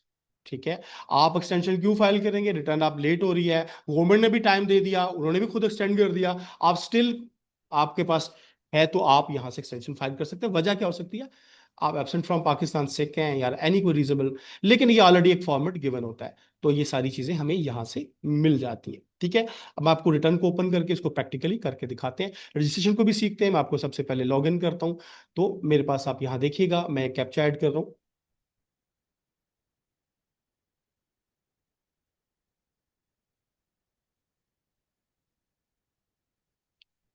जब आप रजिस्ट्रेशन कंप्लीट कर लेते हैं तो आप इस तरह से आप इस प्लेटफॉर्म के ऊपर लैंड कर जाते हैं। ठीक है, सबसे पहले हमने देखा कि सर रजिस्ट्रेशन, ये हमारी रजिस्ट्रेशन कैसे होती है, ये 181 के तहत देखिए, हमने 181 जब भी सेक्शन है कि इंडिविजुअल की आप इसमें से कोई मॉडिफिकेशन करना चाहें तो ये हमारी फॉर्म के अंदर रजिस्ट्रेशन के प्रोसेस को हम यहाँ से भी सीखेंगे कि क्या क्या चीजें आपको रिक्वायर्ड है। ठीक है, इसी तरह से अगर मैं बात करूं तो अगर हम थोड़ी सी यहाँ पे बात करते हैं एक्सटेंशन। अभी मैं आपको बात की सेक्शन 119 के तहत, आप अगर एक्सटेंशन फाइल करना चाहते हैं फॉर फाइलिंग ऑफ रिटर्न, तो आप अपनी रिटर्न की फाइलिंग के अंदर एक्सटेंशन भी फाइल कर सकते हैं। ठीक है, तो कुछ चीजें ऐसी होती हैं जो हमें यहाँ से प्रैक्टिकली भी हम साथ साथ कवर कर रहे होंगे। जैसे अभी आपको मैंने तमाम चीजें बताई। कोई सवाल है तो फिर, यहाँ तक कोई सवाल हो ना प्लीज, तो आप में से कोई भी बंदा पूछ सकता है, ताकि कोई क्लैरिटी हो, कोई दरमियान में आपको जो चीज़ है, तो आप मुझे हैंड रेस करके सवाल पूछ सकते हैं। बाकी क्लास के एंड में देखेंगे जो प्रॉपरली आप जो भी सवाल करना चाहें। ठीक है जी, तो यहाँ तक हमने ये देखा कि हम प्रैक्टिकली पोर्टल्स को, चीज़ों को कैसे देखते हैं। हम अब रजिस्ट्रेशन के प्रोसेस को देखेंगे। एक इंडिविजुअल को हम एनटीएन कैसे बनाते हैं, बहुत सिंपल मेथड है। सबसे पहले आपकी रिक्वायरमेंट्स क्या है, हमने रिक्वायरमेंट्स कहाँ से ली, कैसे ली, हम इन चीज़ों को देखेंगे। हमारे पास एटी के तहत इंडिविजुअल कैसे रजिस्टर हो, देखिए मैं यहाँ पे पढ़ा भी आपको सारी चीज़ें रहेंगी। देखिए यहाँ पे मैं आपको पढ़ाऊंगा इंडिविजुअल भी कैसे रजिस्टर्ड होता है, यूपी कैसे रजिस्टर्ड होता है, कंपनीज कैसे रजिस्टर्ड होती है, इनकी ड्यू डेट्स कैसे हैं, ये हम तमाम चीज़ों को डिस्कस करेंगे। ठीक है, इसी तरह से एक और पार्ट रह गया, मैं वो भी आपको पढ़ाता चलता जाता हूं। तो फिर इसके साथ साथ आपको 74 हमारा टैक्स ईयर की बात करते हैं। टैक्स ईयर जो 74 है के सेक्शन के अंदर डिफाइंड है कि टैक्स ईयर होता क्या है। यहाँ पे पढ़िएगा, मैं आपको थोड़ा सा सिंपल वर्ड्स के अंदर बता बता देता हूँ, ताकि आपको बहुत चीजें क्लियर हो जाए। टैक्स ईयर क्या होता है, tax year is a period of the, tax year shell be the period of 12 month. इसका मतलब है ये 12 मंथ का पीरियड हो सकता है, ending on 30th day, 30th day of June, जो 30th डे ऑफ जून को एंड हो रहा हो। जैसे अभी इसी साल जो जून को जो साल एंड हो रहा है 30 जून को, उसके साथ ईयर कौन सा चल रहा है, 2026। और इससे बैक को अगर हम काउंट करें, 30 जून से बैक काउंट करें, तो ये 1 जुलाई 2025 से लेकर 30 जून 2026 बनता है। तो ये फाइनेंशियल ईयर आपका फाइनेंशियल ईयर 26 कहलाएगा। हम अक्सर लोग कहते हैं सर 25 26, नहीं, इसको ये 25 ईयर कहलाएगा। जब भी हम सिलेक्ट करते हैं तो ये चीजें हमें यहाँ से ही मिलेंगी। हमने तीन चार चीजें हमने इसमें से कवर कर ली। अब हम आ जाते हैं रजिस्ट्रेशन के लिए। An individual having CNIC required, तो हमें क्या क्या डॉक्यूमेंट चाहिए, कैसे रजिस्ट्रेशन करते हैं। तो सबसे पहले मैं डायरेक्टली आपको इस पार्ट पे लेकर चलता हूँ। हम इंडिविजुअल रजिस्ट्रेशन कर रहे हैं, तो सबसे पहले जो आपको यहाँ पे एनटीएन बनाने के लिए वट एक्चुअली यू रिक्वायर्ड, आपको सीएनआईसी चाहिए, आपका सीएनआईसी।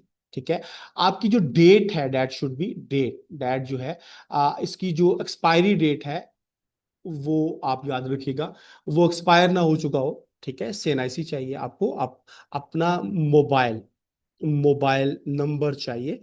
ठीक है, मोबाइल सर्विस प्रोवाइडर भी साथ चाहिए। सर्विस प्रोवाइडर का मतलब है आपकी सिम किस कंपनी की है, वो भी आपको चाहिए। और ये जो मोबाइल नंबर है, ये आपकी सीएनआईसी के अगेंस्ट रजिस्टर्ड भी होना चाहिए। अगर आप किसी और की सिम यूज करेंगे तो he will not registered with you आपके साथ। इसी तरह से आपके पास ईमेल जो आपके पास मौजूद है, क्योंकि आपके पास 6 डिजिट का कोड आपके पास आता है। तो बेसिकली हम क्या करते हैं, हम इसको यहां से काम क्या कर रहे होते हैं, हम यहां से, हमारे पास जो इनिशियल रिक्वायरमेंट है वो आपके पास तीन है। इसके अलावा तीन चीजें मैंने आपको बताई कि आपका सादा सादा लफ्ज में सीएनआईसी चाहिए आपको, आपको ईमेल चाहिए, आपका सेल नंबर चाहिए विद सर्विस प्रोवाइडर विद, इसके अलावा आपको एड्रेस चाहिए। एड्रेस याद रखिएगा, एड्रेस बहुत चीजें डिफाइन कर देगा, आपकी आरटीओ को डिफाइन कर देगा। सपोज आपका एड्रेस, सपोज मैं बात करता हूँ कहीं पिशावर का है,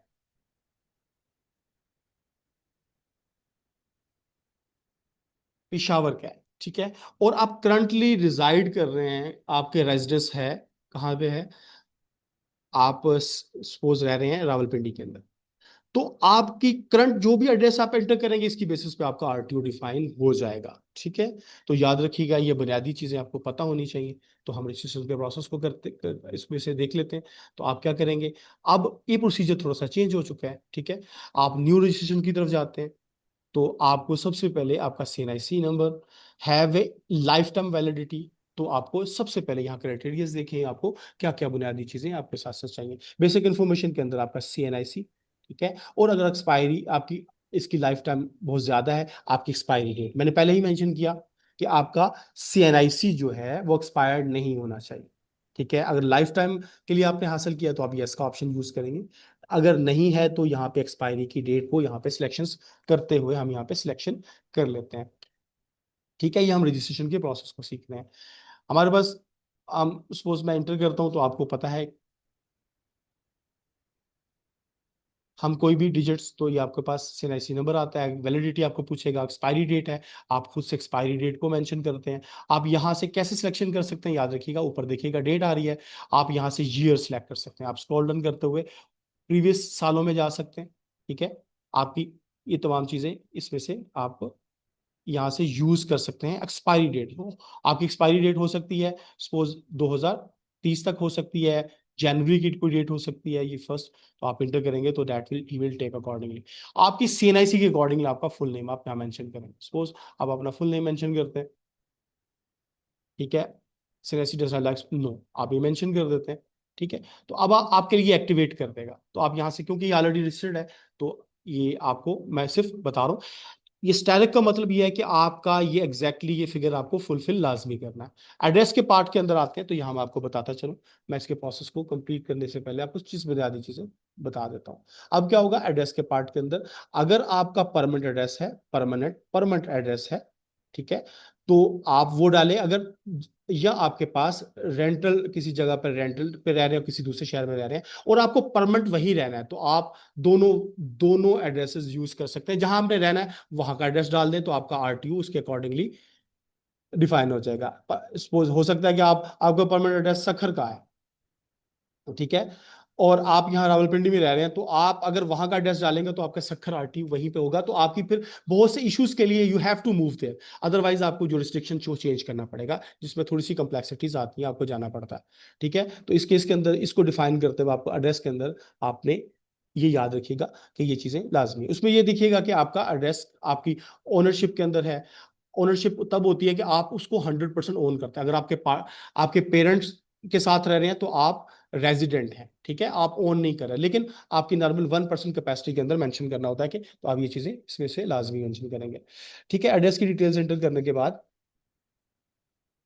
हम अगली चीज देखते हैं कि आपका कॉन्टैक्ट इन्फॉर्मेशन, आपके कॉन्टैक्ट इन्फॉर्मेशन के अंदर आपका आपका आपका जो है सेल नंबर है, सेल नंबर, आपका सर्विस प्रोवाइडर मतलब जैज है, आपका जैस के पास कनेक्शन है आपका, और या आपके पास जैसे यूफोन है, जो भी पाकिस्तान के अंदर टेलीकम्युनिकेशन की कंपनीज हैं, इनका आपका सर्विस प्रोवाइडर का नंबर पता होना चाहिए। दूसरी चीज जो आपको पता होनी चाहिए कि अगर कन्वर्टेड है, कन्वर्टेड नंबर है, याद रखिएगा, कन्वर्टेड है, तो आपने सपोज जैस से कन्वर्टेड है यू के अंदर, तो आपने यू मेंशन करना है, यूफोन मेंशन करना है।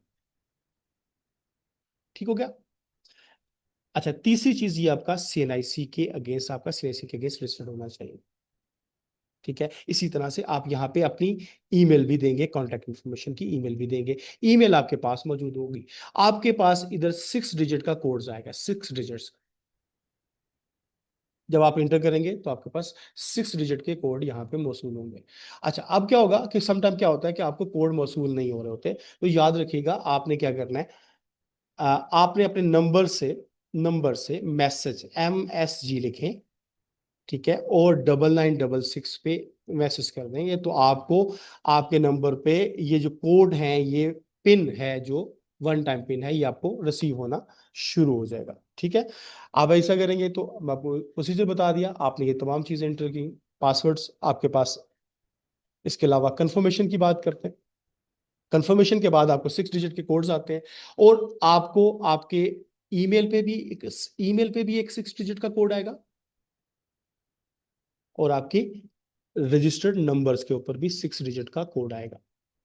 आप एंटर करेंगे, वैलिड, दोनों की वैलिडिटी होने के बाद आपको आपकी मेल के ऊपर, ईमेल के ऊपर एक वन टाइम पासवर्ड रिसीव होगा। पासवर्ड के अंदर आपकी रजिस्ट्रेशन, आप इंडिविजुअल हैं तो आपका सीएनआईसी नंबर ही लिखा होगा,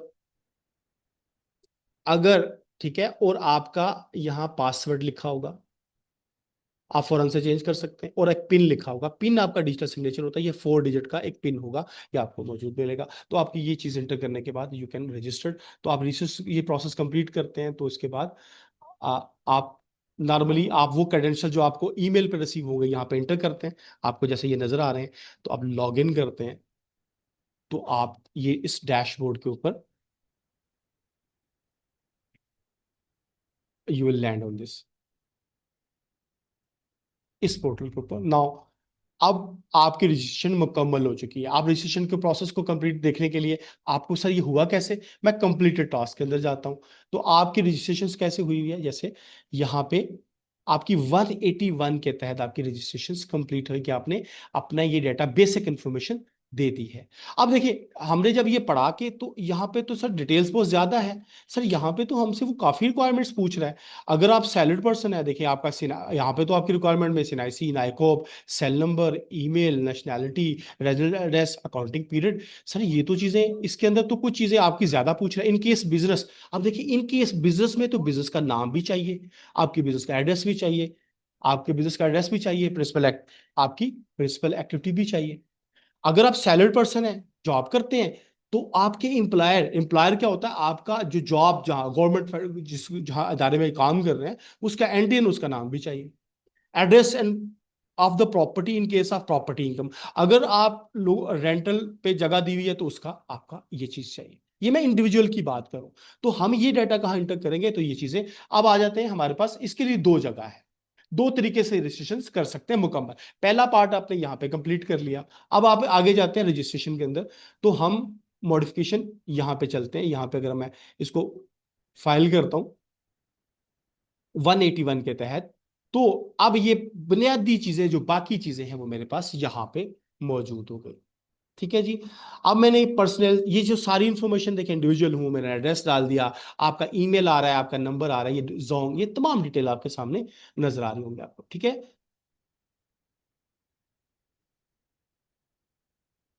अच्छा, एक क्वेश्चन है sir, I have a question, 30 जून को 2025 कंसिडर किया जाएगा अगर हम बैक जाएं तो? ठीक है, नहीं अभी जो फाइनेंशियल ईयर जून के साथ जो भी क्लोज होगा, वो भी हमारा फाइनेंशियल ईयर कहलाएगा। मैं ये आपको आपको दोबारा से बता देता हूँ। सर आई थिंक अभी ऐसे नहीं होता, पासवर्ड खुद क्रिएट करना होता है।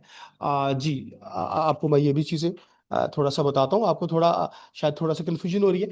अच्छा, अब हमारी सेशन के बाद ये जो पार्ट है, हम प्रॉपर्टी, आप अपने एड्रेसेस को यहां से ऐड करते हैं। कैसे ऐड करते हैं, आपको यहाँ प्लस का साइन नजर आ रहा होगा। आप आपके पास जो प्रॉपर्टी है वो लोकल या फॉरेन, आपने अपने एड्रेसेस को, बिजनेस के एड्रेसेस को कैसे ऐड करते हैं, तो आप अपनी कमर्शियल प्रॉपर्टी है, आपकी बिजनेस की तमाम डिटेल, अगर आप एग्रीकल्चर प्रॉपर्टी है, कमर्शियल प्रॉपर्टी है, इंडस्ट्रियल प्रॉपर्टी है, रेजिडेंशियल प्रॉपर्टी है, तो इन ऑल दैट केसेस के अंदर हम यहाँ पे आप अपनी प्रॉपर्टी को चूज करेंगे। जैसे अगर वो इंडस्ट्रियल रेजिडेंशियल प्रॉपर्टी है, तो अकॉर्डिंगली यही फॉर्म इसके आगे के बैंगलोज, ये इसके अकॉर्डिंग खुल जाएगा। इसी तरह से अगर मैं किसी एजुकेशन प्रॉपर्टीज को देखूंगा, तो आपके आगे इस पार्ट की जो फॉर्म है, उसी के अकॉर्डिंग, जैसे लाइब्रेरी है, स्कूल है, यूनिवर्सिटी, आप इसकी सिलेक्शन कर लें।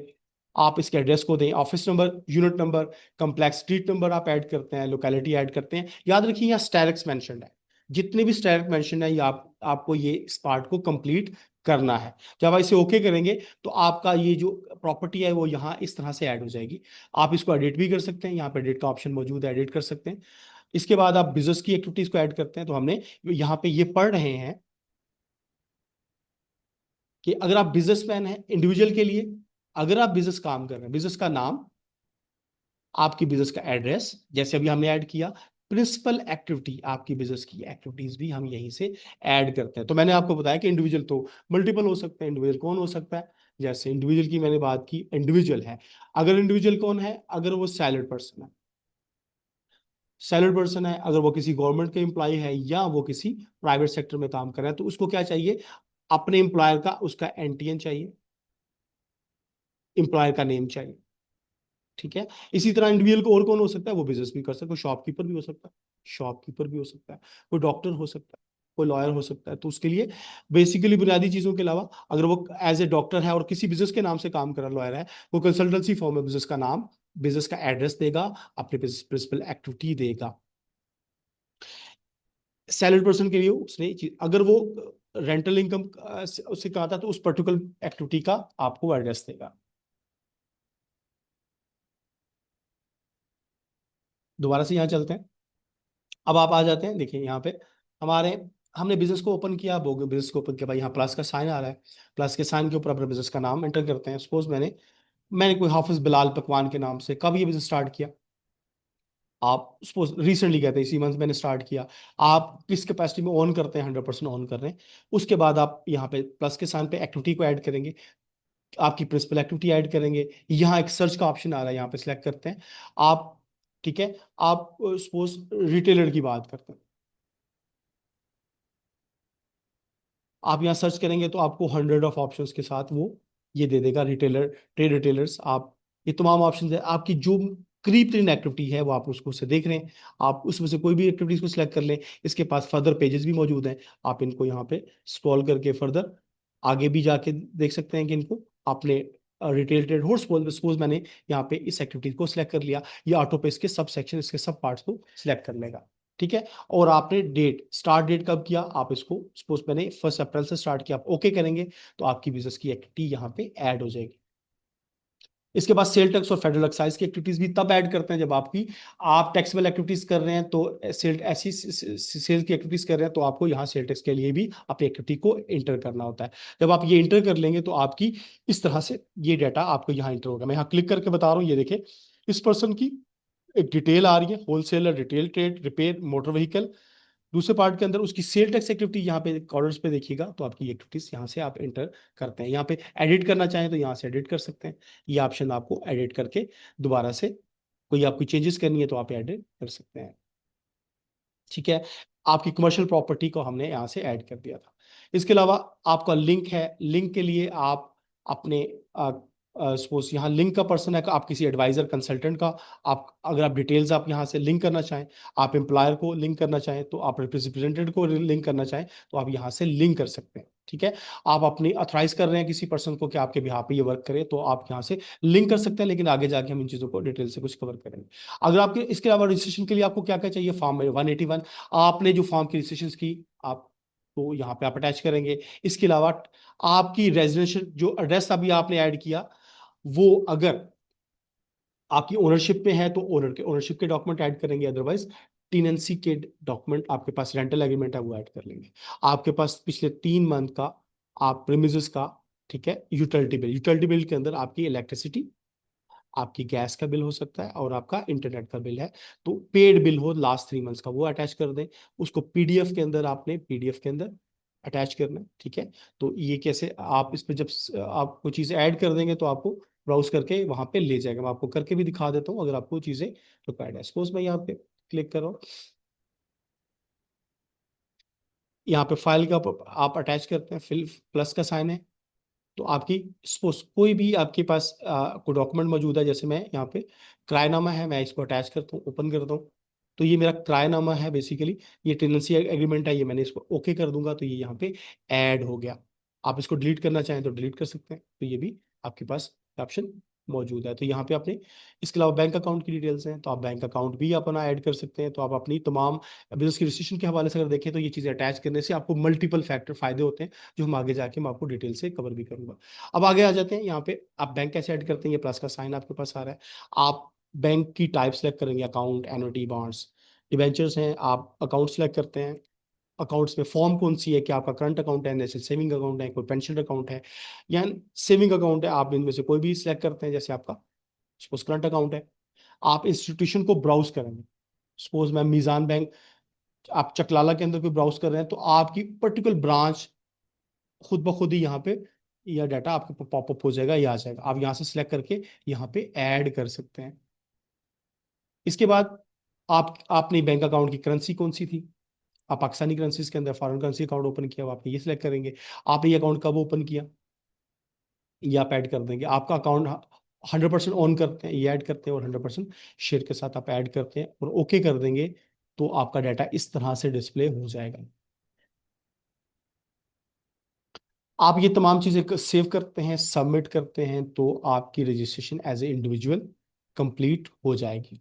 ठीक है जी, ठीक है, मैंने इसको तमाम चीज़ों को आपके साथ अपडेट कर दिया। अच्छा, अब हम थोड़ा सा,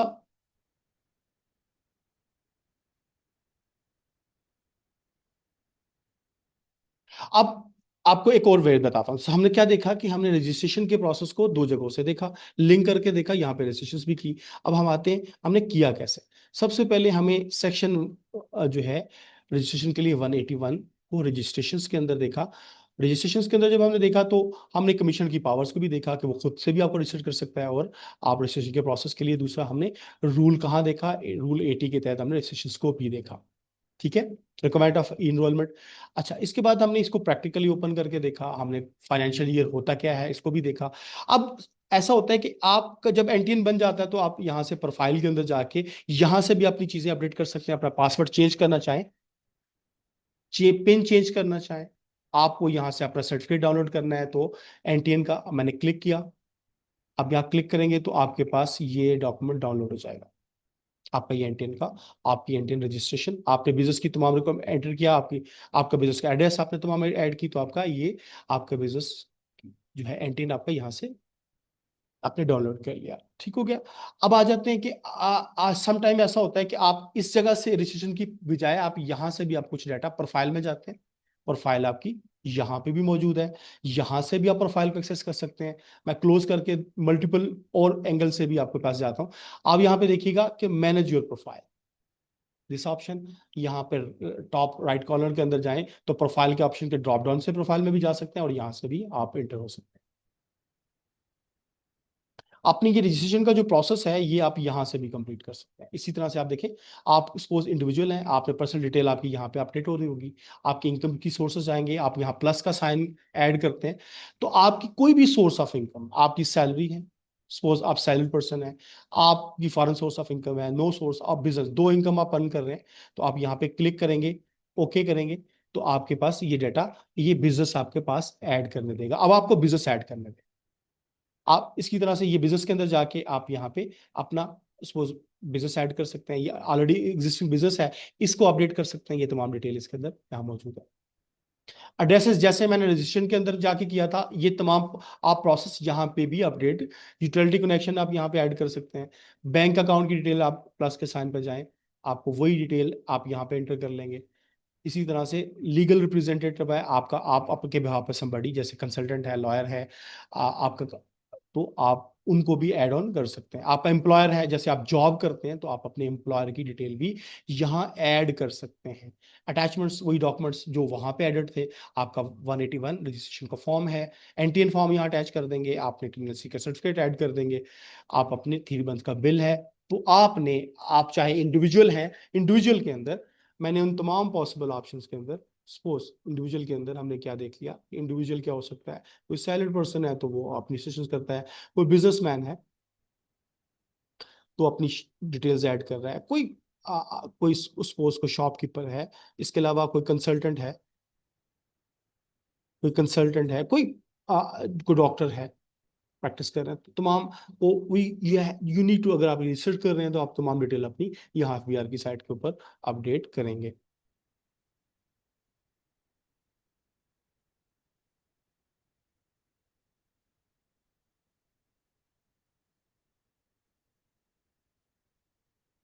जी, ये रिकॉर्ड हो रहा है सर, ये सवाल पूछ रहे हैं दरम्यान में से कि ये लेक्चर रिकॉर्ड हो रहा है, आपको इंशाल्लाह मिल जाएगा।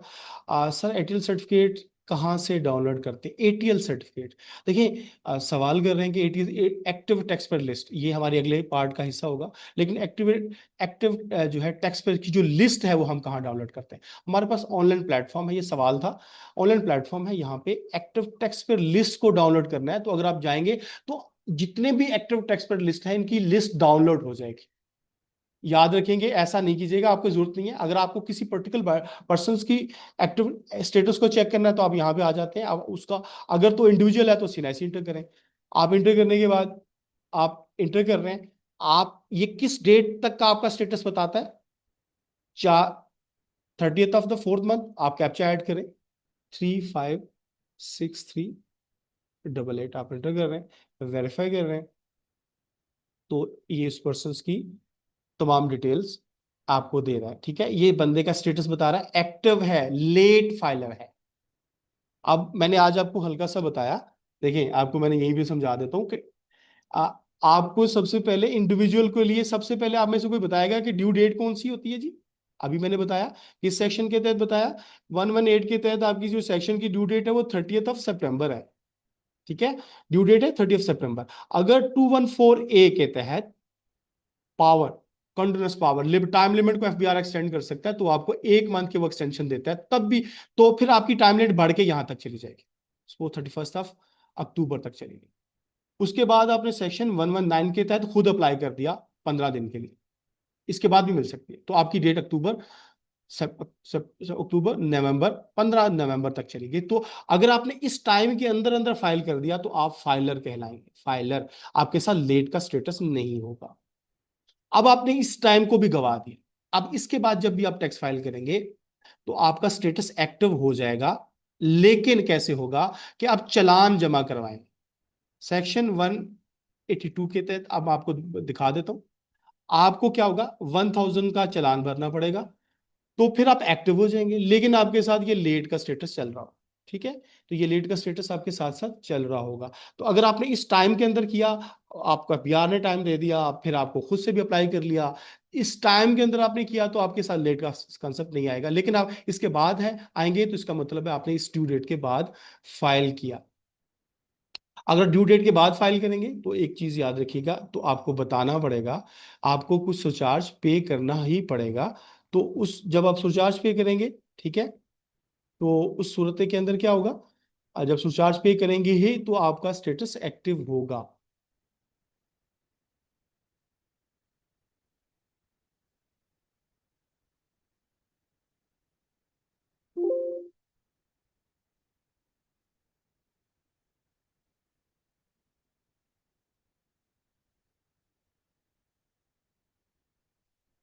अच्छा, अब ये देखें 182 ए, मैंने 182 ए की बात कर रहे हैं section, return not file in due date. अगर आप ड्यू डेट के अंदर फाइल नहीं करते, ठीक है, अब वो फाइलिंग की डेट भी यहां बता रहा है, जो बातें मैंने आपको बताई वो आप यहां बता रहा है। अगर तो वो ड्यू डेट कितनी थी, 30 सितंबर के तहत ड्यू डेट के अंदर फाइल करता है। उसके बाद 214 आपको एक्सटेंशन मिल जाती है कमिश्नर की तरफ से, और खुद से भी फाइल कर लेते। अगर आप इन ड्यू डेट्स के अंदर फाइल नहीं करते तो आपको बाद में जब फाइल करेंगे 20,000 कंपनी के केसेस में आपको चार्ज पे करना पड़ेगा, 10,000 एओपी के केस के अंदर, और इंडिविजुअल के केस के अंदर 1,000 पे करेंगे ही तो आप एक्टिव टैक्स पे लिस्ट के अंदर आएंगे। और जब एक्टिव टैक्स पे लिस्ट के अंदर आएंगे, जब आप एक्टिव टैक्स पे लिस्ट के अंदर आएंगे तो आपके साथ जो स्टेटस होगा वो एक्टिव होगा, लेकिन लेट के साथ हो जाएगा, ठीक है। ये हमने यहाँ पे, अभी मैंने आपको यहाँ पे ओपन किया है, तो ये बेसिकली मैं इसको जूम करके देख रहे हैं, यहाँ पे जो स्टेटस आ रहा है एक्टिव लेट, इसका मतलब है इसने अपनी जो है जो ड्यू डेट थी वो कहाँ मेंशन थी, आपकी ड्यू डेट सेक्शन 181 के अंदर। सपोज आपकी ड्यू डेट जो मेंशन थी 118 के अंदर मेंशन थी, due date section 11 income tax ordinance का 1, आपकी ड्यू डेट उसकी एक्सटेंशन दे दी 214 ए के तहत कॉन्टिन्यूस पावर, आपको कमिश्नर ने टाइम एक्सटेंड कर दिया। फिर आपने 119 के तहत खुद भी एक्सटेंशन ले ली। अगर आप ये पे नहीं करेंगे, इसके बाद करेंगे, तो आपने एक्टिव टैक्स पर होने के लिए आपको क्या पे करना पड़ेगा, सुरचार्ज पे करना पड़ेगा। 182 ए सेक्शन के तहत आपको इंडिविजुअल को 1,000 रुपया है, यूपी को 10,000 रुपया है, और कंपनी के लिए 20,000 रुपीज आपको ये पे करने हैं। देखिए, हम पढ़ते कैसे हैं कानून को, लॉ को पढ़ना कैसे होता है। देखिए, मेरे पास जो हम पैटर्न पढ़ेंगे, आपको सिर्फ एक ही बात बता रहा हूँ कि पैटर्न यही होगा। हम लॉ को, तमाम चीज़ों को, कवानीन को, सेक्शन, एसआरओ, जहाँ भी रेफरेंसेस होगा, हम उसके अकॉर्डिंगली ही मैं आपको पढ़ा रहा हूँ, ठीक है। This is the pattern of our teaching. ये हमारी फर्स्ट क्लास थी, हम इसको फर्दर आपके साथ जो जितनी भी डिटेल्स हैं हम ये, आप ये याद रखिएगा, इंडिविजुअल एओपी और कंपनी की कंप्रीहेंसिव रजिस्ट्रेशन, उनकी return filing, all related matter हम इसके अंदर से कवर कर रहे होंगे। इसके बाद सेल टैक्स का पार्ट भी इसके अंदर शामिल है, इंटेलेक्चुअल प्रॉपर्टी, आईपीओ, ठीक है, वो भी डिफरेंट बॉडीज के साथ रजिस्ट्रेशन भी हम प्रैक्टिकली लाइव ही सीखेंगे। अच्छी अच्छी। अब मुझे, अगर आप कुछ सवाल करना चाहें तो you can ask the question. करते हैं तो बैंक अकाउंट ऐड करना लाजमी है, अगर नहीं करते तो कौन सा इशू होगा। देखिए, डेफिनेटली सवाल अच्छा है। 30 जी, अगर नहीं करते तो वो कहता है कि भाई मैं तो तुम्हारी तबीयत भी साफ कर दूंगा। अगर तुमने बैंक अकाउंट ऐड ना किया, जो भी आपने पेमेंट करनी है वो आपने कहाँ से करनी है, आपने बैंक अकाउंट से करनी, ठीक है। अब आप कहेंगे सर ये आप दोबारा से लाख के ऊपर लेके चले चले जाते हैं, तो मैं आपको दोबारा से लाख के ऊपर चले जाता हूँ। तो अगर आपने ये चीजें नहीं की, ठीक है, तो फिर क्या होगा, चीजें आपके साथ आ, थोड़ी सी चीजें खराब हो जाएंगी। ठीक है, ठीक है। तो वो कैसे खराब हो सकती हैं पॉसिबली, वो हम थोड़ा सा, अगर आप कहते हैं तो मैं आपको थोड़ा सा बता देता हूँ।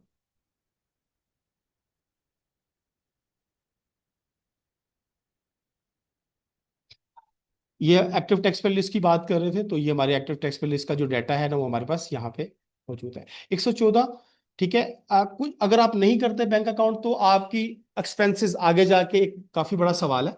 आगे जाके जब आप आगे जाएंगे तो आपके एक्सपेंसेस इनएडमिसिबल हो सकते हैं। अभी के लिए थोड़ा अर्ली क्वेश्चन हो जाएगा, लेकिन ये आगे जाके जब आप अपना बैंक अकाउंट ऐड नहीं करते, तो देखिए बैंक अकाउंट की ऐड करने से क्या होता है, आपने क्या किया, आपने जो बैंक की ट्रांजैक्शंस करते हैं, कोई भी पेमेंट कर रहे हैं, तो आपका कुछ बहुत से एडवांस टैक्सेस होते हैं, आपको एडजस्टेबल होते हैं बाद में। ठीक है, तो आप जब कर रहे होते हैं तो आप अपने एक्सपेंसेस को क्लेम कर, इंडिविजुअल की बात करूं तो आप सिंपल हद तक ये देखें कि आप, कानून ये कहता है कि अगर आपने ये नहीं किया तो मैं आपके एक्सपेंसेस को इनएडमिसिबल कर दूंगा। अगर आप अपनी जब फाइनेंशियल, आप अपना बिजनेस कर रहे हैं, सपोज आपने एक शॉप है, तो बाद में अगर आपने बैंक अकाउंट ऐड नहीं किया, तो आपने उस बैंक अकाउंट के अलावा कोई भी एक्सपेंसेस पे किए, तो आपको वो इनएडमिसिबल कर देगा। ये फिर लंबे सेक्शंस खुल जाएंगे, तो हम जब आगे पढ़ेंगे तो इंशाल्लाह will cover this part also, बहुत डिटेल से कवर करेंगे। आप बेफिक्र हैं, सेशन कहीं नहीं जाते, इतने सेक्शंस हैं कि आपको हर चीज के साथ रेफरेंस देके इसलिए पढ़ा रहा हूँ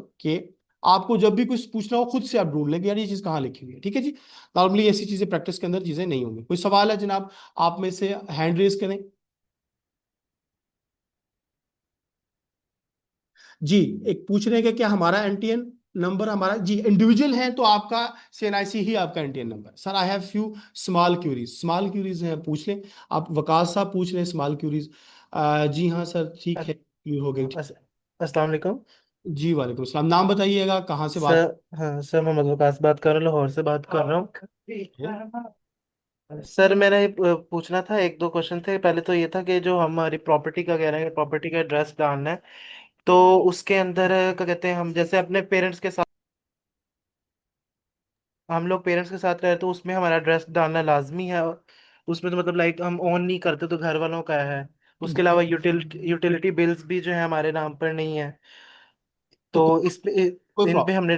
देखिए, जब आप बिजनेस ऐड करते हैं, जब आप सैलरी पर्सन होंगे ना, इंडिविजुअल है, तो आप देखिए इंडिविजुअल हैं कौन, आपने ये देखना है ना। अगर आप कोई बिजनेस कर रहे होंगे, तो बिजनेस करने के लिए आप किसी जगह पे कोई प्रॉपर्टी लेते हैं रेंट पे, तो उसका बिजली का बिल दे देंगे ना आप, वहां का रेंटल एग्रीमेंट डालेंगे ना, रेंटल एग्रीमेंट भी वहां का डालेंगे जहां काम कर रहे हैं, ऐसे ही है।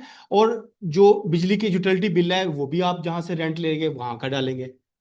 अगर आप अपने वालदेन के बिजनेस पे काम कर रहे हैं, आप डिटेल दे देंगे, तो वहां पे रेजिडेंट है, डिटेल तो आप डाल देंगे। लेकिन आप ओन नहीं कर रहे, तो वहां पे ओनरशिप भी पूछता है कि क्या ये चीज ओन कर रहे हैं आप, तो आपकी ओन तो नहीं करे, तो आप वहां पे ओनरशिप के अंदर आप उसकी कैपेसिटी को 1% पे ले जाएंगे, ओनरशिप पे 1% पे ले जाएंगे, तो ये आपको एक्सेप्ट कर लेगा। ठीक है जी। ठीक है। और दूसरी चीज ये कि जैसे हमने बैंक अकाउंट आपने कहा अटैच करना, उसके अंदर तो एक ही बैंक अकाउंट होगा कि सैलरीड पर्सन की बात करें? हाँ, like if I am salary person तो मैं अपना सैलरी अकाउंट ही लगाऊंगा कि मेरे मजीद डिफरेंट जो अकाउंट चल रहे हैं वो भी मैंने इंफॉर्मेशन इस पर अटैच करनी है? बेटा अभी मैं आपको बताता हूँ जितने बैंक अकाउंट है, आप याद रखिएगा, यहाँ पे मैं भी बता रहा हूँ। आपके पास अगर 5 बैंक अकाउंट्स हैं तो तमाम डिटेल्स ऐड करेंगे। आपके पास आपके पास वॉलेट हैं, डिजिटल वॉलेट्स वगैरह हैं, जैसे इजी पैसा है, आपके पास और भी जो पॉसिबली ऑप्शंस मौजूद हैं, जैसे इस जैज कैश है, तो उनको भी ऐड करना है। आपने कोई किसी भी अकाउंट को स्किप नहीं करना, लॉ ये कहता है। अगर मैं लॉ खोलूंगा फिर वहां पे चले जाएंगे, इंशाल्लाह अगली क्लास में लाजमी बताऊंगा। ठीक है ओके सर, थैंक यू। जी। सर मेरा क्वेश्चन है कि जैसे हम अभी आइरिस का हमने अकाउंट क्रिएट किया है, तो इसकी प्रोफाइल में जो चीज़ें हैं वो मैंडेटरी हैं या ऑप्शनल है? हम उसको मतलब लाजमी करेंगे या ऐड करना चाहें तो अपनी मर्जी से कर सकते हैं या नहीं? देखिए, वैसे तो ला ये कह रहा है, देखिए मैंने रूल को पढ़ा दिया, रूल कहता है ये ला, ये मैंने आपको ये खोला हुआ है, आपके सामने की बताया कि आपको रिक्वायरमेंट है ये चीजें ऐड करनी, लेकिन वो कुछ चीजें चाहता है कि आपके एड्रेसेस अपडेटेड हों, आपकी ये चीजें, ला आपको रिस्ट्रिक्ट नहीं करता, अक्सर आपको इसके ऊपर कोई ऐसे नोटिस वगैरह नहीं आते। लेकिन क्योंकि ये ला कह रहा है, ला कह रहा है कि आपको ये काम करना है, ठीक है, आपको ला कह रहा है कि आपको काम करना है, तो आपको ये चीजें पता होनी चाहिए कि यू हैव टू डू। देखिए मैंने आपको पहले बताया कि देखिए ऑप्शनल चीजें आ रही हैं, लोग नहीं करते, रजिस्ट्रेशन के लिए अपने बिजनेस भी ऐड नहीं करते, लेकिन बाद में ये प्रॉब्लम होता है उनके लिए। तो हम वाई नॉट के हम उन चीजों को यहाँ पे ऐड करें। तो आपकी रिक्वायरमेंट है, आपका अपने आपने अगर कंसल्टेंसी सर्विसेज देनी है आगे फ्यूचर के अंदर, तो आपको ये प्रैक्टिस करनी है कि ये तमाम डाटा आप इंटर करें, अपडेट करें। इससे कोई इफेक्ट नहीं होगा आपकी, कोई ऐसी चीजों के आपके प्रोसेस के अंदर कोई ऐसे इफेक्ट्स नहीं आएंगे। इससे यह है कि आपका सिस्टम, आपका डाटा अपडेटेड रहेगा। ठीक है। और सर ये जो हमने मतलब एक और क्वेश्चन है मेरा आपसे, ये जो चालान कहाँ से मतलब हम सबमिट करवाएंगे और यहाँ पे शो कैसे होगा चालान जो हम सबमिट ये करवाएंगे जो लेट फाइलर हैं? देखिए देखिए ई ई ई क्रिएट योर ई पेमेंट, यहाँ आपका ऑप्शन गिवन है, ये मैंने वही खोल लिया। अब आपने चालान बनाना है इनकम टैक्स का। आप इनकम टैक्स, ये सारी चीजें हम प्रैक्टिकल सीखेंगे अगली क्लासेस के अंदर, सारी चीजें अब आपने आगे इनकम टैक्स के अंदर मिसक्लिनियस को ऑप्शन को सिलेक्ट कर रहे हैं, आपने ये सिलेक्ट किया, आपने ये देखा। अब आ जाते हैं नीचे, इनकम टैक्स की पेमेंट कौन सी है, तो मैंने कहा मैंने किसके तहत सुरचार्ज देना था, मैंने एक्सेशन बताया था ना 182A के तहत, अभी बताया मैंने आपको, ऐसे ही है ना। इसको क्लिक किया, मैंने टैक्स ईयर सेलेक्ट किया 25, अमाउंट इंटर की, मैं इंडिविजुअल हूं, मैंने 1000 रुपये इंटर किया, मैंने ऑटो पे आ गया, मैंने यहाँ पे कैप्चा ऐड किया और मैंने सबमिट कर दिया, इसी टाइम चालान ओपन कर। फिर आप अपने इजी पैसा जैज कैश के ऊपर जाएं, वहां गवर्नमेंट फीस के ऊपर ऑप्शन पे जाएं, वहां जाके आपका PSAD चालान जनरेट होगा, वहां आप क्लिक करेंगे तो साथ ही आपकी अकाउंट सबमिट हो जाएगा और ये आपको एक्टिव कर देगा। ठीक है। जी सर और एक मेरा क्वेश्चन आपसे ये था कि वो फाइनेंस वाला जो फाइनेंस ईयर स्टार्ट होता है, जी वो स्टार्ट कब होता है और एंड कब होता है? जी, मैंने आपको बताया, हम सेशन मैंने 74 आपको पढ़ाया, हम दोबारा से चले जाते हैं। इज अ पीरियड ऑफ 74, मैं आपको 74 सेशन पढ़ा रहा हूँ, उसमें बता रहा है कि फाइनेंशियल ईयर होता क्या है। इज अ पीरियड ऑफ, सादा से लफ्ज में बता रहा हूँ, मैं इसको काउंट करके भी बता देता हूँ। पहले बात सुनिएगा कि is a period of 12 month, कि ये साल हमेशा से 12 मंथ का होता है। ठीक है जी, आपने ये काउंट कर लिया, ये आपको समझ आ गई कि ये क्या चीज है, ये आपको ये समझ आ गई कि ये पीरियड ऑफ 12 मंथ, 12 मंथ है, ये पहला पार्ट। एंड अब वो कहता है कि ये जो साल होगा ये खत्म कब होगा, 30th डे ऑफ जून, जून को खत्म।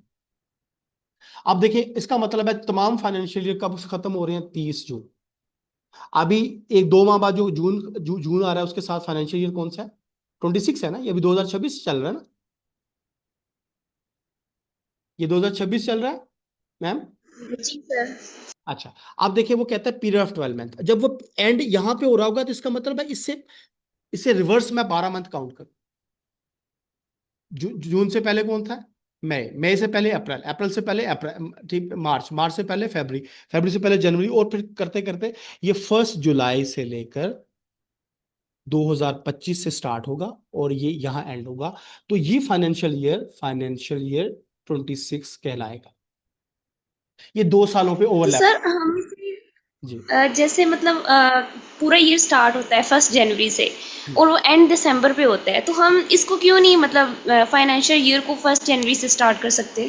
देखिए ये हमारी देखिए FBR की साइड से हम वो भी कर सकते हैं, जैसे UAE के अंदर जाते हैं। UAE के अंदर फाइनेंशियल ईयर कब से स्टार्ट होता है, 1 जनवरी से स्टार्ट होता है, इसे ग्रेगोरियन ग्रेगोरियन कैलेंडर ईयर कहलाता है। पाकिस्तान के अंदर क्योंकि पूरी दुनिया के अंदर प्रैक्टिस है कि बहुत से साल, जैसे अमेरिका क्या है, अमेरिकन है, वो भी 1 जनवरी से स्टार्ट करते हैं दिसंबर तक। बट ये 2 सालों पे ओवरलैपिंग की कुछ कंट्रीज, मेजोरिटी कुछ कंट्रीज जो हैं वो यूज कर रही हैं financial year. So they actually overlap के पाकिस्तान के अंदर, क्योंकि 4 वेदर है kind of, they are few factors ऐसे हैं, लेकिन ये कोई हार्ड एंड फास्ट रूल नहीं था कि बेसिकली ये सिलेक्ट क्यों किया गया। लेकिन क्योंकि ये डिफाइन है लॉ के अंदर कि ये इसी तरह से 12 मंथ का होगा और ये 2 सालों पे मुहित होगा, तो आप इसमें से स्पेशल टैक्स ईयर, कोई बहुत सी कंपनीज हैं जो स्पेशल टैक्स जनवरी से दिसंबर तक यूज करती हैं। ठीक है। पर लेकिन क्योंकि साल में बजट भी जून में आता है, आपने देखा हुआ जून में, अभी अगले मंथ में बजट आएगा ना, तो बजट आता है तो वो साल, इसी साल से अगले पूरे साल का बजट पेश करते हैं, तो इसलिए है। बट देर इज, अगर हम स्पेशल रीजंस की तरफ जाएं तो I can explain so many, तो जी दे सकते हैं, लेकिन यहां तक सिर्फ यह है कि most of the countries using, but दुनिया के अंदर बहुत से एक कन्वेंशनल ईयर भी यूज कर, लेकिन आपको सिर्फ इसी के साथ चलना है, क्योंकि मैं जब रिटर्न देख रहा हूं, मैं आपको, आप यहाँ पे देखें, या आप रिटर्न फाइल करने जाएंगे ना, देखिए मैं आपको रिटर्न फाइल देखो, मैं यहाँ पे 24 सेलेक्ट करने जा रहा हूँ। आप ये देखिएगा नीचे, 1 जुलाई 2023 से लेकर 30 जून 25 तक। और ये ईयर कौन सा से शो कर रहा है? 24। आपको नजर आ रहा है ये? जी सर। इसी तरह मैं 2025 लिखता हूँ, तो नीचे डेट क्या दे रहा है? 1 जुलाई 2024 से लेके, देखिए, जून को एंड हो, 30 जून को एंड हो, साल कौन सा? 25। और पीछे से रिवाइज काउंट करेंगे तो 1 जुलाई से बनता है, और ये 25 ईयर कहलाता है। ठीक है जी। सर फिर ये जब 30 जून को ख़त्म हो जाएगा तो ये अगला मतलब जुलाई को मतलब अगला फाइनेंशियल ईयर साल, स्टार्ट होगा वो जी 26 जी होगा या जी, 27? 27 होगा। अब ये जुलाई से आगे जो फाइनेंशियल ईयर स्टार्ट होगा, 27 स्टार्ट होगा। गुड, आपने कुछ चीजें समझ गए हैं। आपको मुझे लगता है इसको मतलब आपको समझ आ रहा है कि अब जो जुलाई को स्टार्ट होगा वो फाइनेंशियल ईयर 27 कहलाएगा, क्योंकि जो जुलाई से अभी स्टार्ट हो रहा है, एंड कहाँ होगा? वो एंड डेट को देखना है, ना कि हमने स्टार्ट डेट देखी। ठीक है। जी सर ठीक है। अच्छा, कोई और सवाल? सवाल माशाल्लाह आज अच्छे, कुछ क्वेश्चंस अच्छे लग रहे थे मुझे बहरकफ। कोई अच्छे सवालात, कॉम्प्लिकेटेड कोई चीज़ें हैं, आगे जाके हम बहुत डिटेल से, आप एक कंसल्टेंट बनने जा रहे हैं इंशाल्लाह। ना सिर्फ अपनी रिटर्न फाइल करेंगे, अपनी फैमिलीज की आप एज ए कंसल्टेंट सर्विसेज दे सकते हैं, as a income tax practitioner काम कर सकते हैं। अगर आप लॉयर हैं, आप बीकॉम और या फाइनेंस के स्टूडेंट्स हैं, तो you can do allot after doing this course. तो अच्छे क्वेश्चंस एक्सपेक्ट कर रहा हूँ आप सबसे। कोई सवाल है तो प्लीज प्लीज हैंड रेज कर लें, या ऑन माइक एंड म्यूट करके सवाल करें। हमारी अगली क्लासेस याद रखिएगा, वेडनेसडे और थर्सडे को होंगी। वेडनेसडे, थर्सडे, टाइमिंग 7:30 से लेकर 9 PM तक।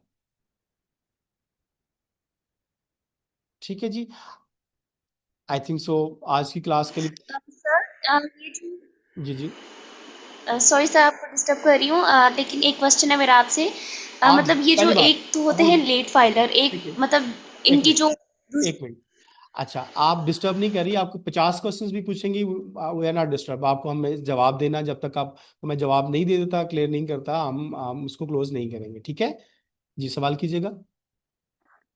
जी सर मतलब ये जो फाइलर होने की डेट होती है मतलब कितने मंथ होते हैं ये कैसे पता चलता है कि फाइलर होने की डेट आ गई है? बेटा देखिए, मैंने अभी आपको क्या कौन सा सेशन बताया? मैंने आपको बताया कि किस जगह पे मेंशन है कि कितना है।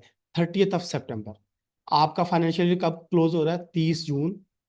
30 जून 2000, अभी 2026 को जो एंड हो रहा है, 26 को जो एंड हो रहा है ना, ये फाइनेंशियल ईयर 26, ये इसकी टैक्स फाइल कब करनी है? 30 सितंबर। 30 सितंबर ये डेट मैंने आपको बताई, कहाँ कहाँ लिखी हुई है। ठीक है, ये डेट्स कहाँ लिखी हुई, ये मैंने आपको बता दी। ठीक है, सेक्शन 118। अगर आपको लॉ, कमिश्नर हर साल इजाजत देता है, आपको कुछ डेट एक्स्ट्रा टाइम दे देता है, 1 माह का, तो अब आपकी डेट सपोज 31 अक्टूबर तक चली गई। अच्छा, इसके बाद आपने खुद से एक सौ 119 के तहत अप्लाई कर दिया, तो अब आपने डेट अप्लाई, जब आपने टैक्स फाइल की जाके नवंबर में, नवंबर 15 के अंदर, तो आप फाइलर ही कहलाएंगे। अगर आपने ये डेटें मिस कर दी तो आप बाद में फाइलर हो जाएंगे, लेकिन वो लेट के साथ चलता रहेगा। इसका नुकसान सिर्फ ये होता है कि जब आप प्रॉपर्टी, इमूवेबल प्रॉपर्टी, कोई लैंड शैंड बेचते हैं, तो वहां पे आपका ये टैक्स के रेट बढ़ जाता है। ये हम आपको इंशाल्लाह आगे प्रैक्टिकली बताऊंगा।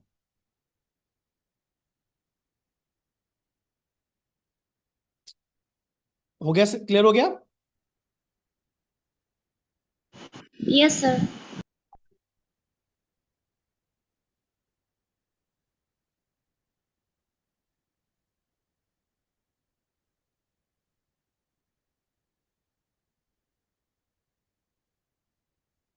एक सवाल पूछ रहे हैं मैन्युफैक्चरिंग इंडस्ट्री के अंदर। बेसिकली जब हम इसको कंपनीज या बिजनेस की फॉर्मेशन के अंदर जाएंगे, I will explain you at that point, क्योंकि अभी तो बिल्कुल बेसिक अंडरस्टैंडिंग के साथ लोग चल रहे हैं। तो वो ये कंसेप्ट, तमाम कंसेप्ट जो इससे रिलेटेड होंगे, आई विल एक्सप्लेन। किसी और का सवाल है? प्लीज माइक ओपन करके पूछें।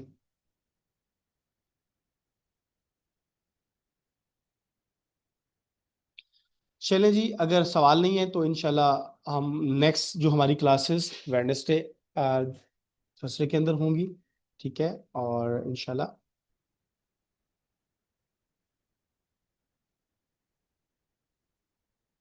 जी, हम कोर्स में क्या क्या लर्न करेंगे आसम साहब, ये डिटेल सारी की सारी आपको डिटेल कंटेंट शेयर कर दिया गया था। आप डेमो क्लास भी आपको मिल जाएगी, जिसपे डिटेल कंटेंट हमने एक्सप्लेन किया था कि क्या क्या पढ़ेंगे। ईच एंड एवरीथिंग आपके ग्रुप में भी शेयर कर दिया जाएगा। रेस्ट अश्योर, आपकी तमाम डिटेल्स आपके साथ शेयर कर दी जाएंगी। आप कहेंगे तो हमारे पास ये पावर पॉइंट का स्लाइड्स हैं, ये भी आपके साथ शेयर कर देंगे, नो प्रॉब्लम। ठीक है जी, आज के लिए काफ़ी है। इंशाल्लाह इंशाल्लाह नेक्स्ट क्लास में आपने जो एडमिशन के लिए अपने कोऑर्डिनेटर से प्लीज रब्ता कर लीजिएगा। इसी ग्रुप के अंदर आप मेंशन कीजिएगा, कोऑर्डिनेटर आपको डायरेक्टली मैसेज कर देंगे, आपको तमाम रेलेवेंट इन्फॉर्मेशन पे करके आपने अपने एडमिशन के लिए आप फॉर्म फिल कर दीजिएगा और वो जो भी इंस्ट्रक्शन देंगे उसको फॉलो कीजिएगा।